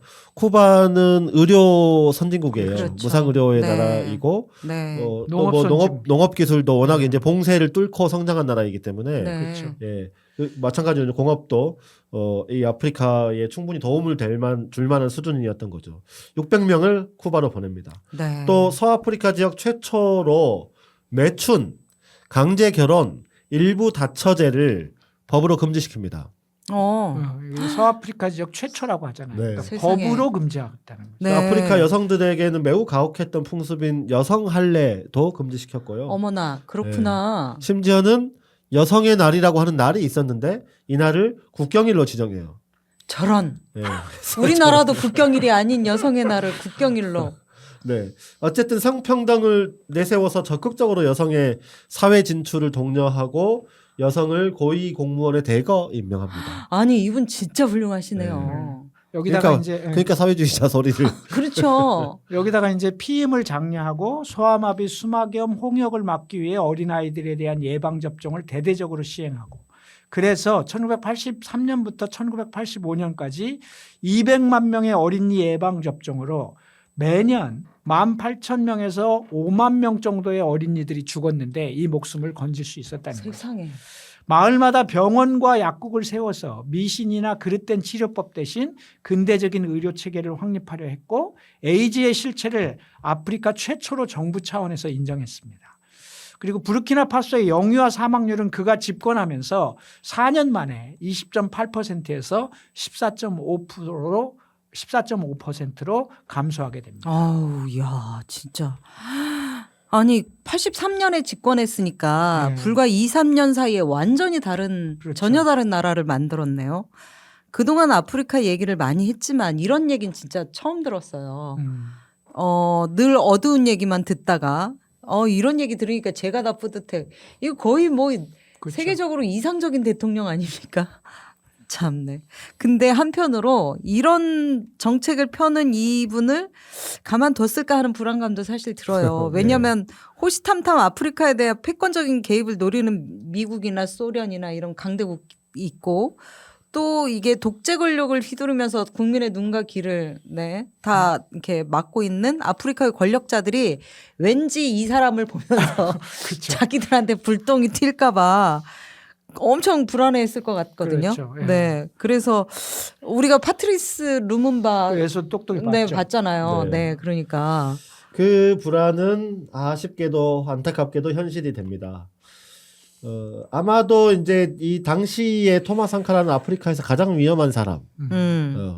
당연히 그렇게 완전히 이렇게, 새로운 네, 세계를 만들고 다른 있으니까. 나라나 자국에서도 그 경쟁자들은 그렇게 봤을 거예요. 그러니까요. 그러니까 부르키나파소의 주변국들 또 오랜 기간 독재를 휘둘렀던 인근의 코트디부아르, 가봉, 토고 같은 나라들의 독재자들이 자기 나라 국민들을 자극할까봐 전전긍긍하게 됩니다. 네. 예. 여기에다가 미국 아프리카 전체에 반미적인 사회주의를 퍼뜨릴 것을 걱정하면서 개입합니다. 그러니까 이제 이 미국은 파트리스 진짜- 루문바 때도 그랬지만 상카라도 무슨 이 사람이 나는 사회주의자다 이렇게 선언한 것도 아니고요. 그런 네. 정치를 천명한 것도 아닌데 다만 자주적인 독립국가 보다 평등 공정한 사회를 만들겠다라고 결심하고 그걸 실현하기 위한 개혁을 했을 뿐이에요. 이런 상카라의 행보가 아프리카 전체의 미국의 영향력을 감소시키고 친소 세력을 확장시킬 것이다 이렇게 미국은 우려한 것이죠. 저런. 실제 상카라는 집권 이후 줄기차게 외국 지원에 의존하지 않는 자주국가를 천명한 적은 있습니다. 또 채무를 자꾸 지는 것은 또 다른 식민주의다라고 얘기를 했었고요. 우리를 구하는 것은 결국 돈이 아니라 우리 자신이다. 이것을 강조하기도 했습니다. 그럼에도 불구하고 자신들의 이익에 반하면 언제라도 권력을 교체하는 술수를 부렸던 미국 CIA가 결국 개입하는데요. CIA는 서방국가 아프리카 주변국들하고 은밀하게 공모하면서 아까 서두에 우리가 이름을 말했는데요. 상카라의 오랜 동지였던 블레즈 콩파오레를 포섭합니다. 저런. 그리고 그로 하여금 1987년 10월 15일 쿠데타를 일으키게 합니다. 상카라는 이 쿠데타로 처형을 당하고 맙니다. 네, 너무 허무하죠. 동지였는데. 네. 그렇게 상카라가 행한 4년의 개혁은 끝이 나게 됩니다. 그저 한 사람의 정치인의 삶이 마감된 게 아니라 부르키나파소의 새로운 여정이 중단된 것이었고 새로운 아프리카로 가는 길을 차단한 것입니다. 어쩌면 이런 일이 있습니까? 너무 안타깝네요. 네.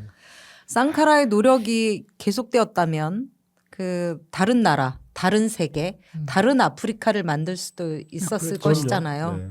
미국의 패권 노름이라는 게 정말 너무한다는 생각이 드네요. 이제 이 안타깝다고 하시니까 이런 이야기가 남아 있는데요. 장 지글러의 책에 보면 토마스 상카라 얘기가 자주 나오는데요.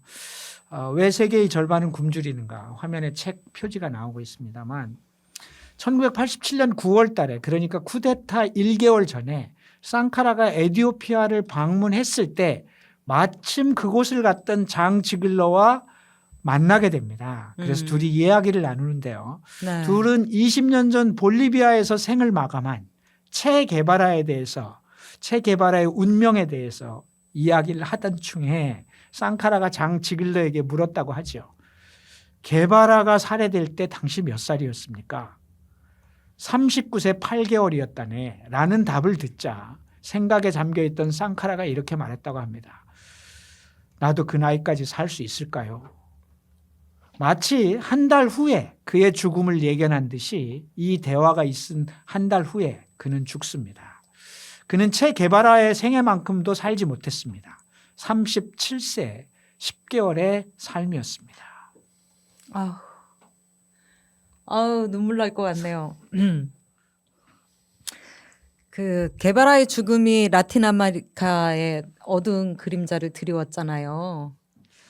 아프리카의 새로운 희망이 꺼진 거라고 볼 수 있겠어요. 그렇죠. 네. 그것도 같이 혁명을 했던 동지에 의해서 그 미국과 서방의 개입으로 그렇게 삶을 마감했다고 하니까 너무 분노스럽네요. 이후에 부르키나파소는 어떻게 되나요? 엉망이 됩니다. 아프리카 최대 빈국으로 다시 전락했으니까요. 블레이즈 콩파오레는 상카라가 취한 모든 정책을 철폐합니다. 사실 이 선진국과 서방 미국이 후진국들을 공략하는 방식은 차관과 외채 도입을 주는 겁니다. 네. 이렇게 돈줄에 매이게 만들면서 사실은 통제하게 되는데요. 네. 이것을 상카라가 계속 막고 있었던 거죠. 그런데 콩파오레가 집권하자마자 미국은 압박을 가해서 차관과 외채 도입을 하게 만들고 그렇게 시작된 경제정책으로 부르키나파소는 외채와 해외 자본에 종속된 나라가 됩니다. 네. 내륙 국가인데다가 사막성 기후를 가져서 수자원과 부존 자원이 부족할 수밖에 없었던 부르키나파소. 2022년 현재 1인당 GDP가 194개국 중 179위인 824달러, 문맹률 46%, 인간개발지수 수치도 184위에 머무르는 최빈국이 되어 있습니다. 상카라가 만든 사회문화적 환경은 최악으로 변했고요. 현재 어린이들은 만성적인 영양실조에 시달리고 있고 상당수의 국민들이 한센병, 수막구구균 감염병, 과립성 결막염, 주열흡충병, 사상충, 말라리아, 결핵 등의 질병에 시달리고 있다. 이렇게 나오고 있습니다. 현재 이 나라의 평균 수명은 아프리카 국가 중에서도 최하위권에 속한 상태입니다. 정치적으로도 장기 독재가 지속되었고요. 사진에 이제 블레이즈 콩파오레 사진이 나오는데요. 쿠데타 후에 같이 했던 동료들을 쿠데타 음모 혐의로 모두 처형한 후에 대통령에 오릅니다. 그 후에 2015년까지 무려 27년간 장기 독재를 이어갑니다. 결국 국민들의 저항을 불렀고요. 2015년 군사 쿠데타에 의해서 실각합니다.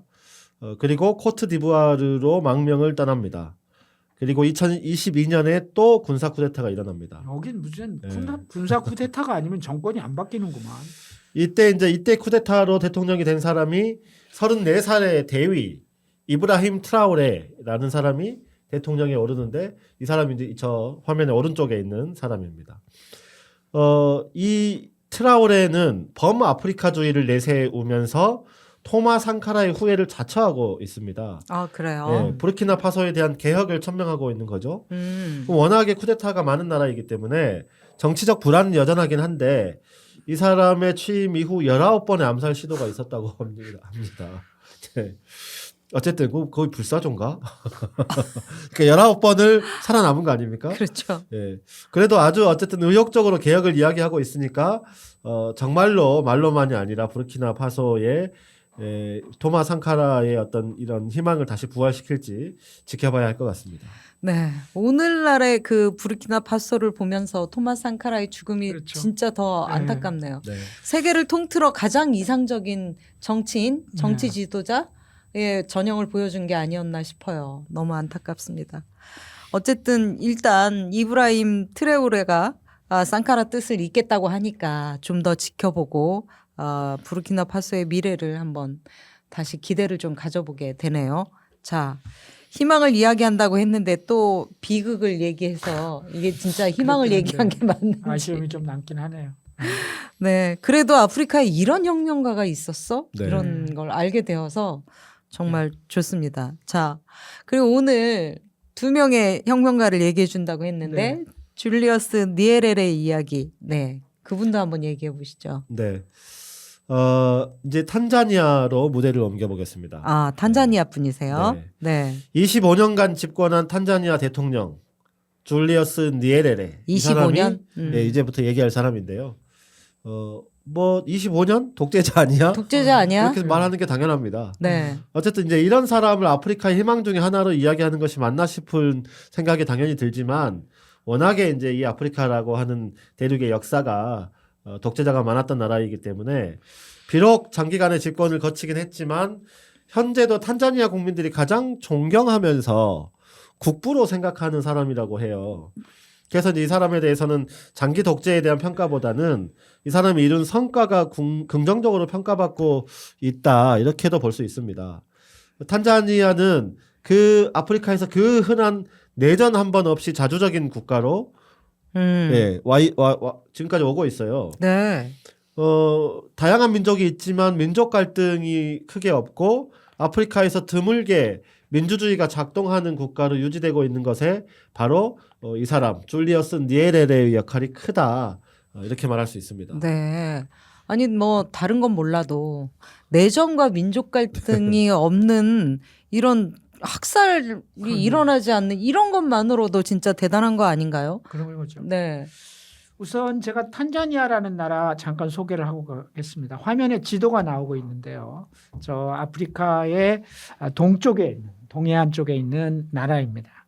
우리에게 익숙한 세렝게티 국립공원이 있는 나라입니다. 아, 그렇죠. 네, 얼마 전에 타계한 제인 구다리 침팬지 연구를 한 곳으로도 잘 알려진 나라입니다. 갑자기 친숙해지네요. 네. 네. 조용필에 나오는 노래에 나오는 킬리만자로의 산이 바로 이 나라였어요. 더 친숙해지네요. 네. 그렇군요. 여러분들도 다 아시는 얘기일지 모르겠는데 탄자니아 정부가 그 노래에 대한 답례로 조용필에게 훈장을 주기도 했습니다. 진짜요? 네. 킬리만자로 네. 그 이야기는 처음 들어보네요. 처음 들어보네요. 그만큼 이제 홍보를 안 했지? 자기 나라 오래된 얘기니까요. 아, 예. 조용필이. 그리고 아프리카에서 훈장 줬다고 누가 그걸 굉장히 크게 혹시 난 뭐 크게 미국에서 보는데. 줬다고 하면 모를까. 탄자니아 정부는 어쨌든 아프리카의 동물의 왕국에 가장 많이 나오는 나라로 자연의 풍광도 좋고 비옥한 토지가 많아서 농경지가 풍부한 나라고 식량 자급률도 120%나 되는 나라입니다. 국토 면적은 한반도와 비교하면 거의 5배가 되고요. 수도는 다르에스 살람이라는 곳입니다. 탄자니아는 각각 독립국이었던 탕카니카 공화국과 잔지바르 인민공화국이 서로 합의해서 통합해서 세운 연방공화국입니다. 네. 탕카니카 지역은 저쪽 지역은 15세기 이후에 포르투갈, 그다음에 오만 제국, 그다음에 독일, 영국이 차례로 지배를 해왔고 1961년에야 비로소 탕카니카 공화국으로 독립을 하게 됩니다. 네. 탄자니아는 이 탕카니카 공화국과 잔지바르 인민공화국이 합쳤다고 했잖아요. 네. 탕카니카 공화국은 이렇게 생겨난 나라고 잔지바르 인민공화국은 탄자니아 해안 서쪽 해안에 인접한 두 개의 섬. 저 빨갛게 이렇게 점처럼 표시된 저 지역인가 보죠? 저 섬들이 다 잔지바르예요. 그래요? 예. 두 개의 섬, 응구자 섬과 펜바 섬. 이 두 개의 섬. 그리고 그 주변에 있는 아주 조그만 저 부속 두 개가. 도서들. 예. 네. 그거를 영토로 한 나라였습니다. 바로 저기 보이는 두 개의 섬, 그게 바로 이제 잔지바르 인민공화국을 만들었던 그 영토인데요. 이 지역도 오만 제국의 지배를 거쳤다가 후에 영국의 식민지가 된 곳으로 2차 세계대전 후에 잠깐 아랍계의 잔지바르 술탄국으로 독립을 하게 됩니다. 그러나 곧바로 여기서 차별 대우받던 흑인들이 아랍계 주민들로부터 차별 대우를 받던 흑인들이 군사 쿠데타를 일으켜서 잔지바르 인민공화국을 만듭니다.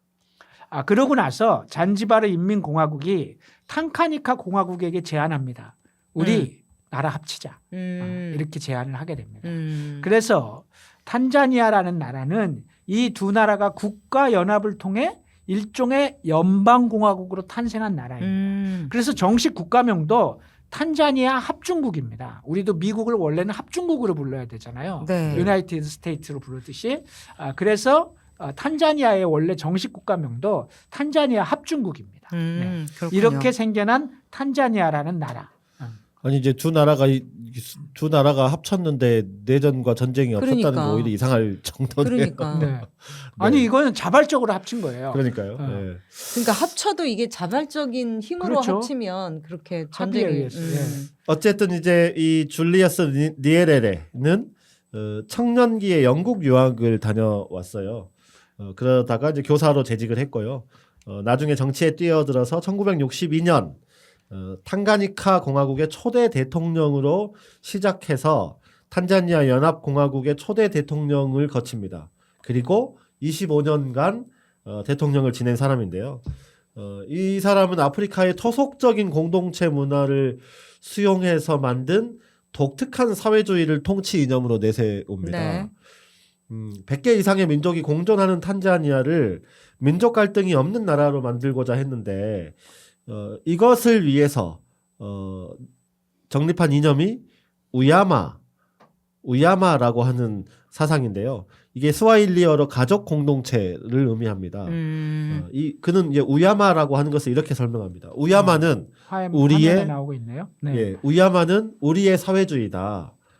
인간에 의한 인간의 착취를 바탕으로 재미를 추구하는 자본주의도 아니고 인간들 사이의 갈등을 당연시하면서 이를 조정하기 위한 제도화된 사회주의도 아니다. 아프리카에게 민주주의와 사회주의 모두 대안이 아니다. 그것은 이미 아프리카의 전통 속에 존재한다. 우리 모두에게 우야마는 개별적인 가족을 넘어 각 민족을 넘어서는 것이며 또 대륙을 넘어서 전체 인류를 끌어안는 공동체의 이념이다. 이렇게 설명합니다. 그러니까 이제 이 이념을 멋진데. 바탕으로 탄자니아는 아프리카의 모든 나라가 독립 후에 겪게 되는 민족 갈등도 내전도 없는 나라가 됩니다. 네. 제인 구달의 이 해고록에 의하면 자기가 탄자니아의 산에 올라가서 바라보면 저쪽 나라에서도 연기가 올라오고 이쪽 나라에서도 연기가 올라오는데 내가 서 있는 이 땅에 연기가 올라온 적이 없다라고 하는 해고가 나와요. 그만큼 이제 탄자니아의 민족 갈등도 내전도 없던 나라라고 하는 것을 표현하는 글이 나오는데요. 네. 그 중심에 니에레레가 있었습니다. 음. 니에레레는 탄자니아를 아프리카에서 유일하게 아프리카의 언어 스와힐리어를 국어로 쓰는 나라로 만듭니다. 네. 언어를 통해 국민들이 아프리카인으로서의 정체성을 확인하도록 했으며 이를 기반으로 교육에 대한 전면적인 투자를 통해 탄자니아를 아프리카에서 가장 교육 인프라가 좋은 나라로 만들었습니다. 그래서 니에레레가 국민들에게 이렇게 교육에 열심이다 보니까 니에레레가 국민들에게 음알리무라고 불립니다. 스와힐리어로 선생님이란 뜻이죠. 아 그래요. 음알리무. 그러니까 니에레레 음알리무 대통령으로 부른 게 니에레레 아니라 음알리무. 친근한 대통령이죠. 그러니까 마치 베트남 사람들이 호치민을 호아저씨라고 불렀던 것처럼 네, 이렇게 네. 불렀다는 뜻입니다. 아 그러니까 느낌이 확 예. 와닿네요. 또 하나 니에레레를 평가할 부분은 아프리카 다른 나라들의 독립투쟁이나 민주화투쟁에 적극적인 지원과 협조를 아끼지 않았다는 점입니다. 체게바라가 콩고 민주화를 위해 콩고로 가기 전에 머물렀던 곳이 탄자니아였고 여기서 니에레레를 만나고 갑니다. 그리고 적극적인 지원을 해주겠다는 약속을 받고 콩고로 들어갔던 거고 그때 만났던 대통령 바로 니에레레였다는 거죠. 네. 또 이웃나라 우간다의 이디 아민의 독재에 맞선 우간다 시민들의 민주화 투쟁을 적극 지원한 것도 니에레레였습니다. 네. 아니 국제주의자였군요. 야 진짜 연대를 확실히 실천하신 분이네. 네. 25년간의 집권이면 상식적인 관점에서는 이거 독재자라고 그렇죠. 할 수 네. 있잖아요. 긍정적인 측면을 많이 갖고 있기는 했었어요. 네. 그런 네. 대통령이다 이런 생각은 드는데 이게 이제 가난해도 행복할 수는 있지만 사실은 아프리카가 공통적으로 겪는 문제가 있잖아요. 네. 그리고 뭔가 이렇게 지도력이 있으려면 뭘 많이 먹고 사는 문제를 해결해야죠. 그죠. 민생을 해결하는 측면에서 경제적인 문제에 대해서는 어떤 성과를 냈는지. 네, 꼭 필요한 질문인데요. 네. 그 부분에 대해서는 긍정적인 평가를 내리기가 안타깝게도 어렵습니다. 어려워요. 네. 이제 세계 질서가 굉장히 많이 변화하는 속에서 자신들의 공동체, 자신들이 추구하는 사회주의가 갖는 한계는 뚜렷했습니다. 그렇죠. 네. 이제 초기에는 소련이나 중국 같은 나라들의 지원을 받으면서 어느 정도 사회주의적 개혁으로 나갔고 우야마 공동체의 성공을 어느 정도 이루기는 했지만 한계도 분명했습니다. 결국 니에레레는 경제 정책의 실패를 국민 앞에 솔직하게 인정합니다. 인정해요. 네. 그런데 놀랍게도 그러고 나서 정책을 바꾸겠다라고 선언을 하고 대통령직에서 스스로 물러납니다. 물러나요? 네. 실패했으니까. 어. 서방의 민주주의에서는 이런 게 실패한 총리나 대통령이 물러나는 건 물러날 수 당연한 있죠. 일일 수 있지만 아프리카의 일반적인 정치 질서에서는 매우 힘든 일이고 그렇죠. 놀라운 일인 거죠. 네. 당시까지 정책 실패를 이유로 스스로 대통령직을 내려놓은 사람은 아프리카에서는 그렇지. 없었습니다. 그렇죠. 네, 이 결단은 이후에 탄자니아 민주주의의 중요한 발판이 됐습니다. 스스로 물러나는 이것이. 그럼요. 네. 아니 어떤 면에서는 평가가 엇갈릴 수도 있겠다 싶은 측면이 있기는 한데 아프리카 통치자 중에서 확실히 나라를 안정시키고 최소한 민족 간의 통합을 이루어냈다는 점에서는 그리고 민주주의로 가는 발판을 만들었다는 점에서는 확실히 평가를 높게 할 만한 부분이 있다고 봐요. 네, 그렇죠. 그래서 25년이라는 독재의 과정이었기 때문에 일부 독선적인 정치 행태가 왜 없었겠어요. 그렇긴 네. 하지만 그래도 지금도 탄자니아 국민들에게 국부로 받아들여지고 있는 것은 바로 이런 지점들 때문인 거죠. 네. 오늘 토마스 쌍카라와 줄리어스 니에레레 오늘 준비된 이야기는 이 정도까지 해야 될 것 같습니다. 사실 더 네. 많은 사람들의 이야기를 하고 싶기는 했습니다. 네. 장기 집권의 유혹을 과감하게 뿌리치지 못해 평가가 엇갈리긴 하지만 그래도 새로운 아프리카를 위해 나름대로 분투했던 가나 대통령 은크루마, 케냐의 조모 케냐타 대통령 이런 사람들도 소개해보고 싶었고 아프리카와 아시아의 제3세계 국가들의 연대와 동맹을 통해 새로운 세계 질서를 꿈꿨던 이집트의 나세르, 식민 종주국 프랑스와의 길고 긴 독립투쟁을 이어갔던 알제리 독립운동가 아케트레오. 아프리카인은 아니었지만 알제리 전쟁에 참여하고 아프리카의 흑인 정체성에 천착하면서 서구 중심의 오리엔탈리즘에 맞섰던 그리고 그 이론을 수립했던 프란츠 파노 이런 사람들의 네. 얘기도 하고 싶었는데 아무래도 다음으로 미뤄야 하겠습니다. 어쨌든 이 정도 얘기로 그동안 8부까지 진행된 아프리카 이야기 정리를 좀 할까 싶습니다. 아이고, 네. 진짜 고생하셨어요. 근데 지금 방금 말씀하신 약속은 꼭 지키셔야 돼요. 네, 알겠습니다. 네. 꼭 다음 기회를 만들어 주시기를 바라고요. 어쩌면 우리가 의욕이 좀 과했나? 이런 생각도 들고요. 지구라는 공동체에 함께 몸담고 있으면서 우리가 너무 무지했거나 등한시했던 아프리카 대륙과 그 나라들 그리고 거기에서 살고 있는 사람들의 얘기를 한번 해보자 이러고서 시작을 했는데 아쉬움이 많이 남는 에피소드. 근데 사실 저는 솔직히 아쉬움보다는 되게 약간 벅찬 느낌도 있어요. 네. 그러니까 좀 이 대륙에 대해서 몰랐던 것을 알게 되는 어떤 충격도 있었고요. 너무 관심이 없었다 하는 반성도 있었고 또 마지막에 얘기했었던 그런 어떤 감동적인 이야기도 있었기 때문에 정말 아프리카는 다른 분들에게도 이 에피소드는 꼭 한번 들어보셔라 이렇게 권하고 싶습니다. 자, 다음 기회를 만들어서 아프리카의 남은 이야기를 꼭 하게 되기를 바랍니다. 마지막으로 이 이야기를 마치면서 두 분 이제 더 하실 말씀이 있으면 한마디씩 또 해주시고요. 양 위원장님은 다음 에피소드가 뭔지 그것도 소개를 좀 부탁드릴게요. 네, 네. 저부터 얘기를 할까요? 네. 2주에 한 번씩 격주간, 그것도 중간에 이제 추석이 있었고요. 네. 사정으로 한 주 정도 건너뛴 적이 있었는데 그러다 보니까 이게 몇 달을 한 거잖아요. 한 3달 했나? 세 네. 달 더 한 것 같은데. 그런 거죠. 아무튼 굉장히 길게 했습니다. 사실은 이제 아프리카를 2시간씩 8회에 걸쳐서 얘기할 정도로 아프리카에 대해서 많이 알고 있지 않았거든요. 이 방송을 준비하면서 공부를 많이 했다 이렇게 고백을 할 수밖에 없고 그 중에 제가 만난 치누아 아체베라고 하는 나이지리아 나이지리아 작가가 있는데요. 이분이 쓴 모든 것이 산산이 부서지다라고 하는 소설을 이제 아프리카라고 하는 사회가 서구의 개입으로 변모를 하면서 겪는 그 과정을 소설로 다룬 굉장히 중요하고 또 감동이 있는 작품입니다. 네.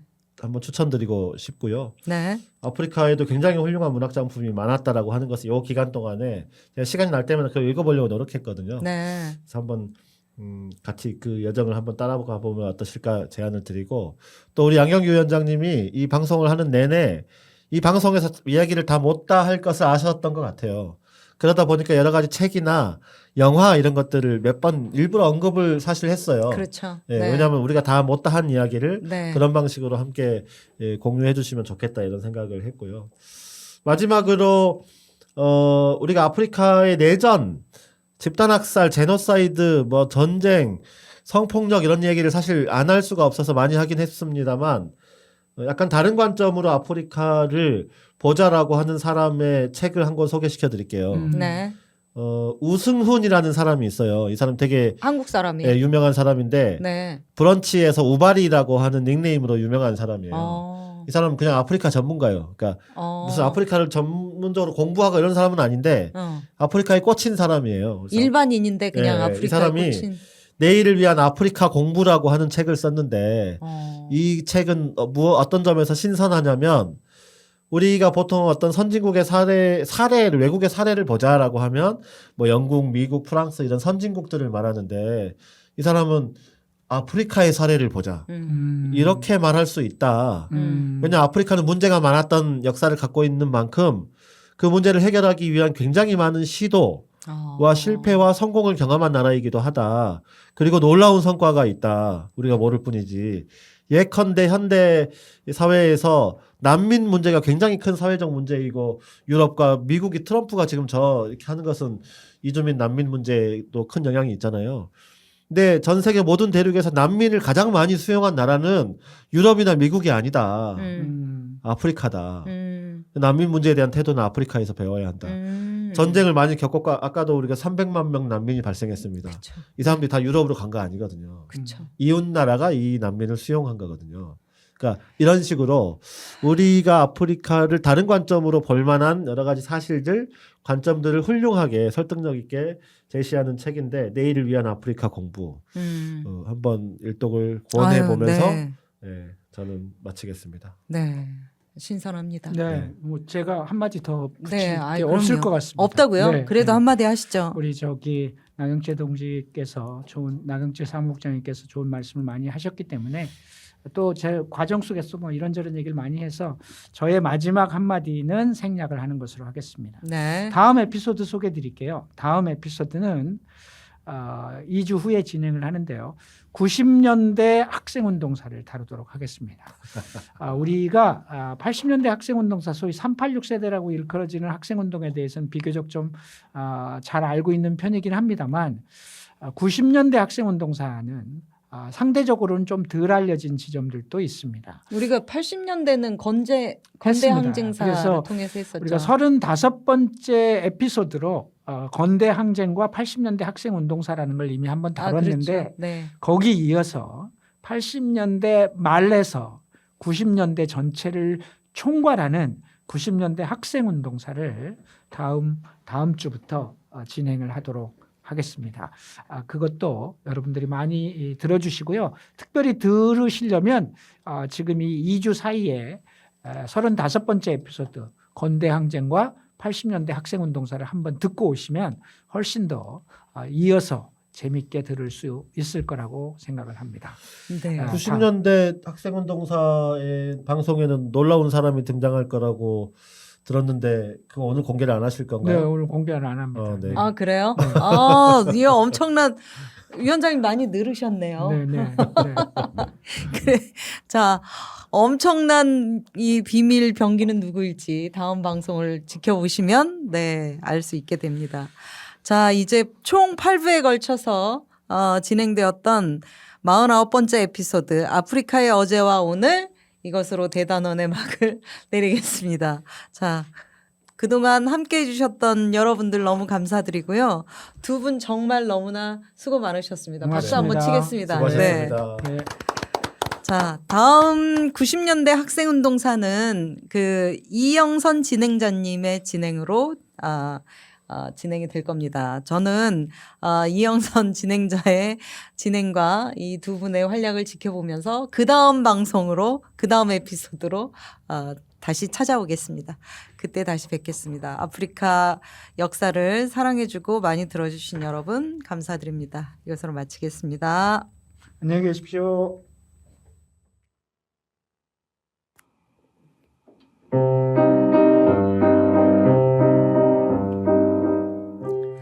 카메룬 출신의 정치 철학자 아실 음벤베는 최근 국내에서 출간된 그의 책 죽음의 정치에서 프란츠 파농의 말을 빌려 인간을 서로의 취약성을 함께 감당하는 존재로 상상하자고 제안하면서 이렇게 말을 덧붙입니다. 인간은 고정된 정체성, 국경, 영토에 귀속되는 존재가 아니라 지속적으로 이동하고 경계를 건너는 존재인 통행자이자 나그네이다. 통행자로서 우리에게 필요한 것은 돌봄과 연대에 기반한 공동체를 만드는 일일 것이다.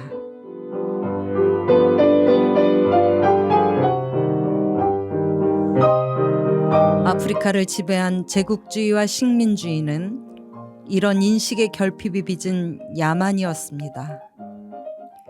식민지가 사라진 지금 인종주의와 이슬람 혐오, 이주민과 난민, 젠더에 대한 억압으로 제국주의와 식민주의는 여전히 그 자리를 차지하고 있습니다.